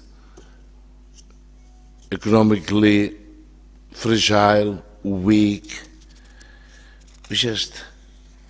you will be in the history of Asia Pacific if we all go and start talking about how the master plan, how all the concerns and preoccupations that we had can be met. Thank you very much, all of you. Now, His Excellency Mr. Harsh, wow, it is you, Harsh Van Vardam Shangri-La, Shingra. Sorry, Ambassador of India to Thailand and Permanent Representative to ESCAP. Please come.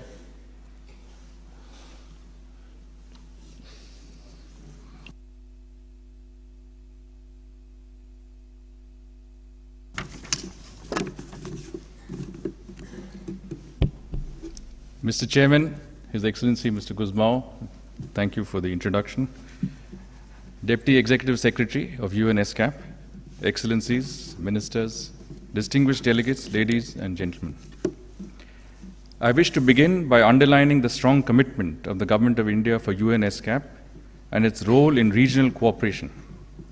India has been privileged to host and support ESCAP's sub-regional office for South and Southwest Asia in New Delhi, and its action program of policy analysis and capacity building support and promotion of regional economic cooperation.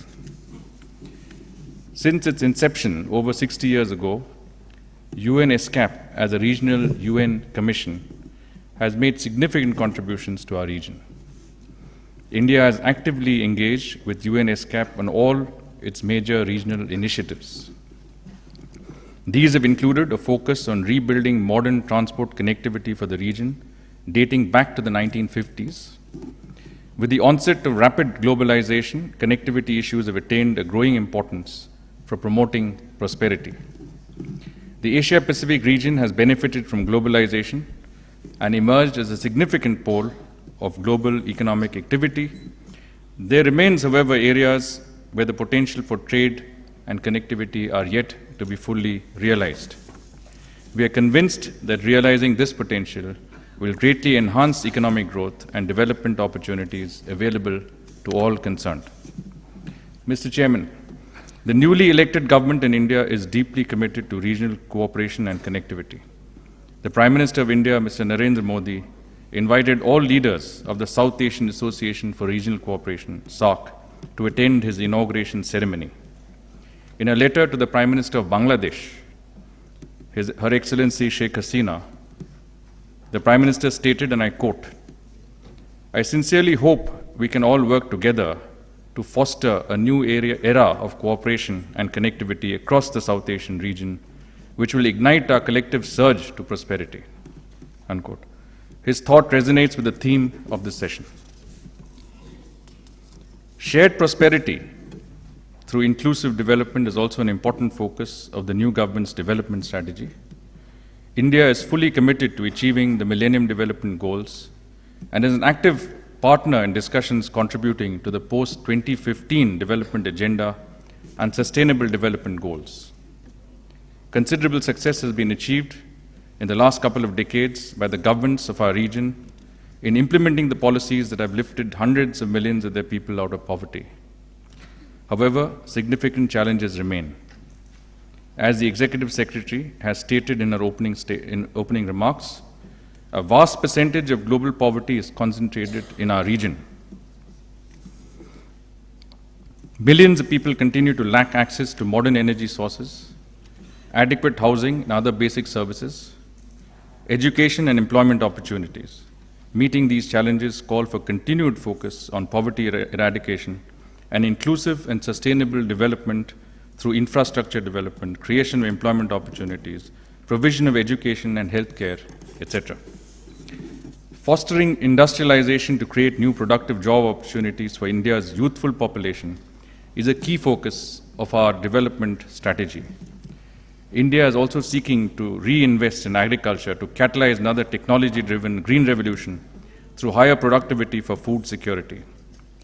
We expect the global regime to address the aspirations of the developing countries and the special needs of the poor, especially in areas like food security, on which we stand firm. Mr. Chairman, my government places great emphasis on the need to transform India into a globally competitive manufacturing hub powered by skill, scale, and speed. To achieve this, the government is setting up world-class investment and industrial regions, particularly along dedicated freight and industrial corridors spanning the country. To increase India's share in global trade, the government is simplifying procedures and strengthening trade infrastructure to reduce transaction time and costs. A fast-track, investment-friendly public-private initiative mechanism and modernization of railways, ports, dedicated agri-rail networks are on top of the infrastructure agenda of the government. As part of sustainable urbanization, we have set a target of building 100 smart cities that will leverage sustainability in energy consumption and environment preservation through the use of new technology. We are also focusing attention on harnessing the potential of solar energy and hydropower in a big manner. E-governance brings empowerment, equity, and efficiency. It has the power to transform people's lives. The backbone of my government's new ways of working will be a digital India. IT will be used to drive re-engineering of government processes to improve service delivery and program implementation. India offers support to infrastructure development and institution building to countries in South and Southeast Asia and Africa and other developing regions, spending over $1 billion annually on development partnership activities. Through its technical assistance programs, India provides training opportunities to nearly 10,000 individuals annually from 161 countries in diverse disciplines conducted by 47 institutions. Additionally, India also offers 2,300 scholarships to students from other developing countries. Some of the support that India extends to fellow developing countries includes sharing of its capabilities and capacity building support in high technology areas such as remote sensing and space applications for disaster risk reduction. The Indian Space Research Organization has been sharing real-time satellite data and extending capacity building support with other countries in the region as part of the regional cooperative mechanism for drought monitoring coordinated by ESCAP. The Prime Minister of India has recently announced a new dedicated Earth observation satellite for SAARC member states. Towards enhancing resources for development, India and its partners in BRICS recently announced the establishment of the new development bank. As the name suggests, the bank will establish a new paradigm for supporting inclusive growth, sustainable development, and economic stability, which will be rooted in the experience and challenges of developing countries. The new development bank, which will offer additional long-term source of development finance, has generated hope and excitement in the developing world. The contingent reserve arrangement will give us an additional means of cushion against any sudden external pressures on currencies. The bank and the new arrangement will each hold reserves of $100 billion. Mr. Chairman, in closing, I wish to reiterate India's strong support to regional cooperation for shared, inclusive, and sustainable development and connectivity in the Asia-Pacific region. I have no doubt that the member states of ESCAP will use this valuable forum to work together for the shared prosperity of the region and global well-being. Thank you, Mr. Chairman. Thank you very much. And on behalf of ESCAP, on behalf of all the brothers and sisters that received for years your help, we don't say generosity, but we thank for your solidarity, and we hope we can continue this people-to-people connectivity.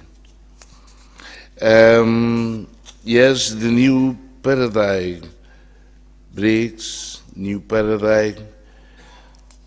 I hope all of this can give to us in Asia and Pacific new hopes. Thank you. Now, His Excellency Mr. Marad Yesembayar,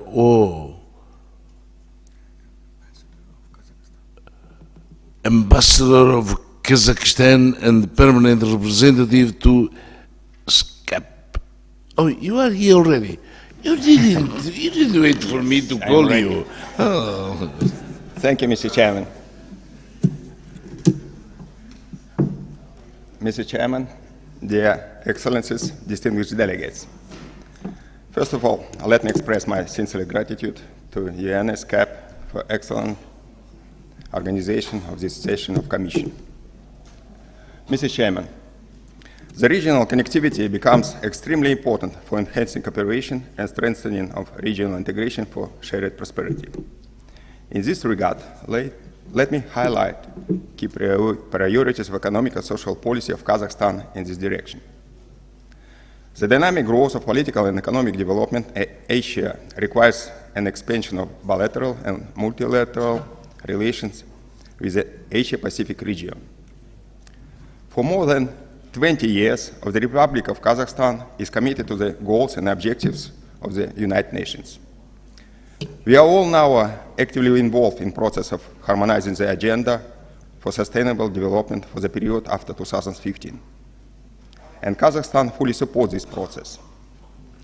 Strategic Kazakhstan 2050 new policy of the established state sets the goal of entering the top 30 most developed countries by 2050. In this context, the achievement of such ambitious goals is directly correlated with elimination of trade and transit barriers, development of logistic infrastructure. Kazakhstan has done a lot towards the diversification of the economy. The National Fund has allocated more than $5.5 billion to support economic growth, including development of small and medium enterprises, infrastructure, and other important directions. The course on the realization of strong macroeconomic and stable fiscal policy, as well as on promoting internal and external investment prospects of Kazakhstan, is going to be continued. Forecasting economic growth in Kazakhstan is going to be 6% in 2014 and 6.4% in 2015. Mr. Chairman, Kazakhstan is following the accelerated implementation of the roadmap of Almaty Program of Action of LLDCS and LDCS. In the framework of cooperation with many international regional organizations such as UNECE, UN ESCAP, UNCTAD, WTO, EU, ECO, we are working on legal groundwork and realization of different projects promoting development of the regional transport infrastructure and broadening institutional development options of interregional land and sea and transport connection. In 2015, we are planning to complete the construction of major transit transport projects, Western China, Western Europe, which will significantly reduce the delivery time of goods in both directions. In this year, the National Program for Development and Infrastructure Integration of the Transport System of Kazakhstan till 2020 was approved.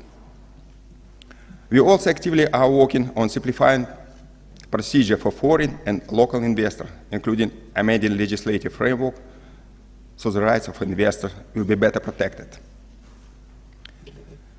Government of the Republic of Kazakhstan decided to establish a visa-free regime for 2014-2015 for the citizens of 10 countries, including the United States, Malaysia, the Republic of Korea, Japan, and some European countries.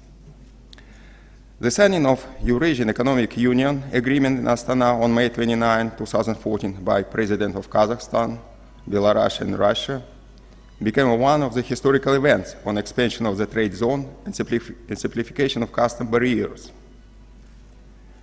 The creation of the EU is just a big step to Kazakhstan's way to the WTO, which has much stricter competition rules. With the support of the regional organization, we focus all our efforts on the adoption of legally binding global and regional instruments protecting the interests of the landlocked countries. In this regard, we need to consider all lessons learned with implementation process of Almaty Program of Action, really protecting the interests of landlocked country, including Rio +20, and to address future challenges of post-2015 sustainable development. Mr. Chairman, Kazakhstan attaches great importance to the global issues of energy, food, and water security, which have a growing impact of development and stability. Like the energy crisis, diminishing access to food and water will present serious threats of sustainable development and stability deserving global attention. As a country which has achieved Millennium Development Goal, we remain committed to fight poverty. We attach great importance to South-South cooperation, which has a great potential to address the issue of eradication of poverty and economic inequality in least developed countries, in addition to develop the human-centered peace. With the increasing frequency and severity of natural disaster and their global impact with visible potential security dimensions, Kazakhstan shares the view that great attention should be devoted to the enhanced early warning, preparedness, and response to the disasters. This year, we have signed the agreement with the government of Kyrgyz Republic on the establishment of Center for Emergency and Disaster Risk Reduction in Almaty, which will provide effective mechanism to mitigate risk and their consequences through a joint response promotion of regional and international cooperation. The center is open to accession by all stakeholders. The readiness to join this center has set Afghanistan, negotiations on cooperation with Azerbaijan and Tajikistan in the process. During last years, Kazakhstan has become a center for regional UN agency and other international organizations. Their further support and participation will help to transform Almaty into a UN regional hub. Mr. Chairman, Kazakhstan belongs to the countries with limited water resources and considerable difficulties in water supply issues. Most of Kazakhstan territory comprises desert and semi-arid regions, where water supply sectors of the economy, population, preserve the stability of aquatic ecosystem is a very acute problem. We stand for a comprehensive study and application of international experience and principles of international water law. Only on this basis of common legal positions, mutual respect for interests of all countries in transboundary basin, possibly to regional stability, environmental stability, problem solving, co-management, and protection of transboundary rivers. It should be noted the strengthening of cooperation with our neighbors, the Republic of China, the Russian Federation, and Kyrgyzstan in the use and protection of transboundary rivers. A number of national measures to address the effects of climate change were successfully implemented. This year, the Expert Council for the Use and Protection of Transboundary Rivers with neighboring countries was established, which will ensure that a constructive proposal and ability to further coordinated action in the field of water resources. We see a great potential for regional cooperation in this area and continue to rely on the strengthening of the role of ESCAP in the mobilization of resources on the implementation of SPECA projects for water security. Mr. Chairman, now Kazakhstan, as many other countries, is facing a serious deterioration of environmental performance, pollution of natural resources and the environment. Steps taken by Kazakhstan to sustainable development in Central Asia and other regions of the world include the preparation of Expo 2017 with topic Future Energy in Astana and the Great Bridge Partnership Program aimed to promote partnership between the public and private sectors in Europe, Asia, and Pacific.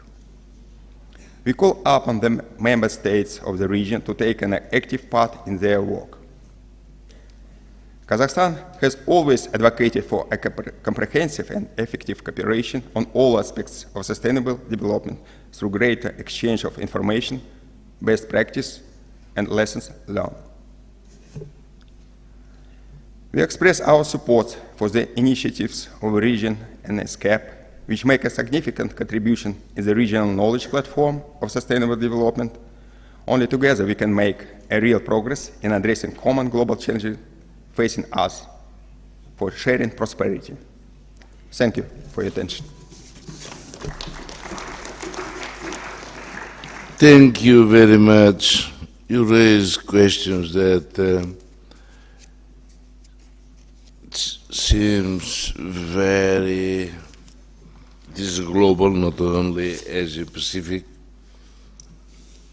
water, climate change. Yeah, we are in a very critical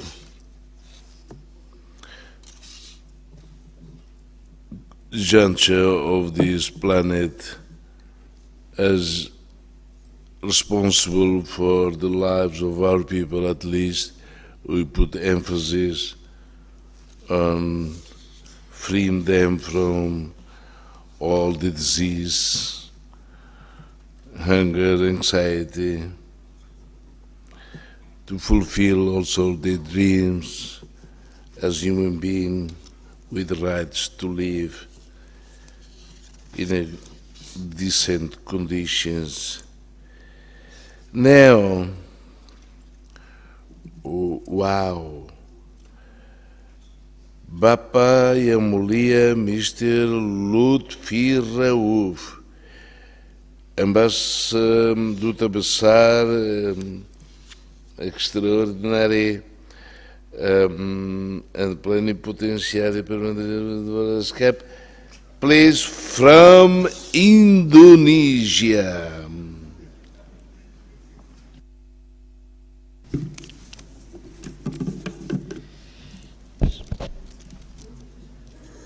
Mr. Chairman, Mr. Excellencies, distinguished delegates, ladies and gentlemen, let me first congratulate the Prime Minister of Bhutan on his assumption as chairperson of the 70 sessions of UN ESCAP.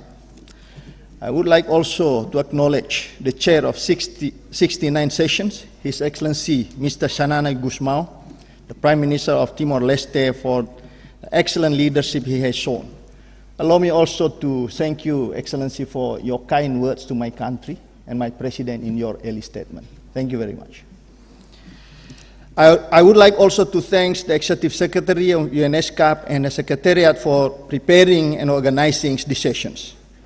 Indonesia believes that the theme, regional connectivity for shared prosperity, indeed fits well with the dynamic in the regions as our regions becoming more connected and able to reveal its potentials to become the main engine for global growth.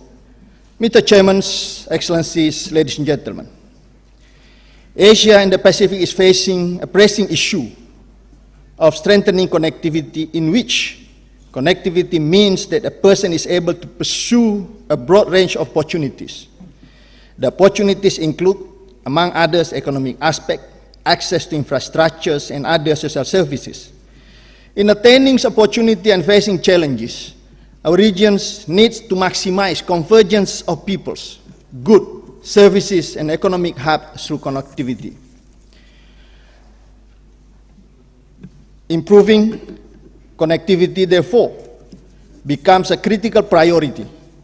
We cannot confine the issue of connectivity only to physical infrastructures, but we must also address the issues of institutions and people-to-people contact.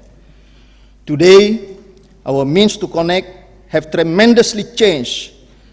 We have become much more connected through extensive transportations, networks, including air transport, social media information, communication, and technology. I have the privilege to inform you that at national levels, we have ambitious programs to connect Indonesia archipelago of 17,000 islands by building and developing a number of infrastructures within the framework of master plans on the acceleration and expansion of Indonesia's development for the period 2011-2025. In this regard, I would like to take this opportunity kindly invite the private sectors also to participate in this endeavor through public-private partnership. Mr. Chair, Excellencies, ladies and gentlemen, on the policy issues of Asia-Pacific related sustainable developments and development financing, my delegation would like to commend and praise on the Jakarta outcome documents coming out from the Asia-Pacific Outreach Meeting on Sustainable Development Financing that was held recently in June 2014 in Jakarta. My government expressed its highest gratitude to the Executive Secretary, Madam Samsat Atta, for her presence in the meeting, and to all of the participants who contribute their valuable views and ideas. The government of Indonesia continue to believe that sustainable development and development financing is an important concern, and to emphasize that the need for policy measures to promote investment on infrastructures with the goal of not only stimulating economic growth, but also reducing poverty and addressing growing concerns of social, economic, and environmental issues. Thus, alternative funding should be studied further in finding ways besides the traditional source of finance. In ensuring developments continue to stand, improving livelihood and living conditions are necessary. Our cities in the region continue to grow, including in Indonesia, in which we all must face these enormous challenges. There are more urban settlers in today's world than ever before, and for sure, Asia-Pacific region is moving toward that direction, especially when our region is growing head fast and with all economic opportunities. The international community has reiterated for a new effort to overcoming the challenges of housing and urban development. UN General Assembly has decided to convene a United Nations Conference on Human Settlement and Sustainable Urban Developments in 2016. And through its UN bodies of ECOSOC and Governing Council of UN Habitat, have asked regional commissions and other related intergovernmental meetings to provide input to the preparations process of Habitat 3 in all-inclusive, efficient, and effective manners. In this regard, I'm pleased to announce that my government will host a high-level regional preparatory meeting on issues related to housing and sustainable urban developments in 2015 as an intergovernmental process and to provide input to Habitat's the third conference. I'm also pleased to learn that the working group on draft resolution has adopted all of its resolutions, including on strengthening efforts on human settlements and sustainable urban development for the Asia-Pacific region, which Indonesia proposed. On behalf of my delegations and myself, I would like to thank to all member states for their valuable contributions in supporting and sponsoring the resolutions. Mr. Chairman, Excellencies, ladies and gentlemen, in conclusions, my government will continue to take an active role in issues of grave concerns to the regions of Asia and Pacific. ESCAP is the leading UN body for the Asia-Pacific regions, and Indonesia will continue its full support in achieving the development goals for the betterment and the prosperity of our region. Thank you very much. Terima kasih. Terima kasih. It is just to make the correction. It was not a sort of kindness to talk about your president. It was a duty to share with everybody values and feelings, despair and anxiety of a good leader that your country has. Thank you. Now,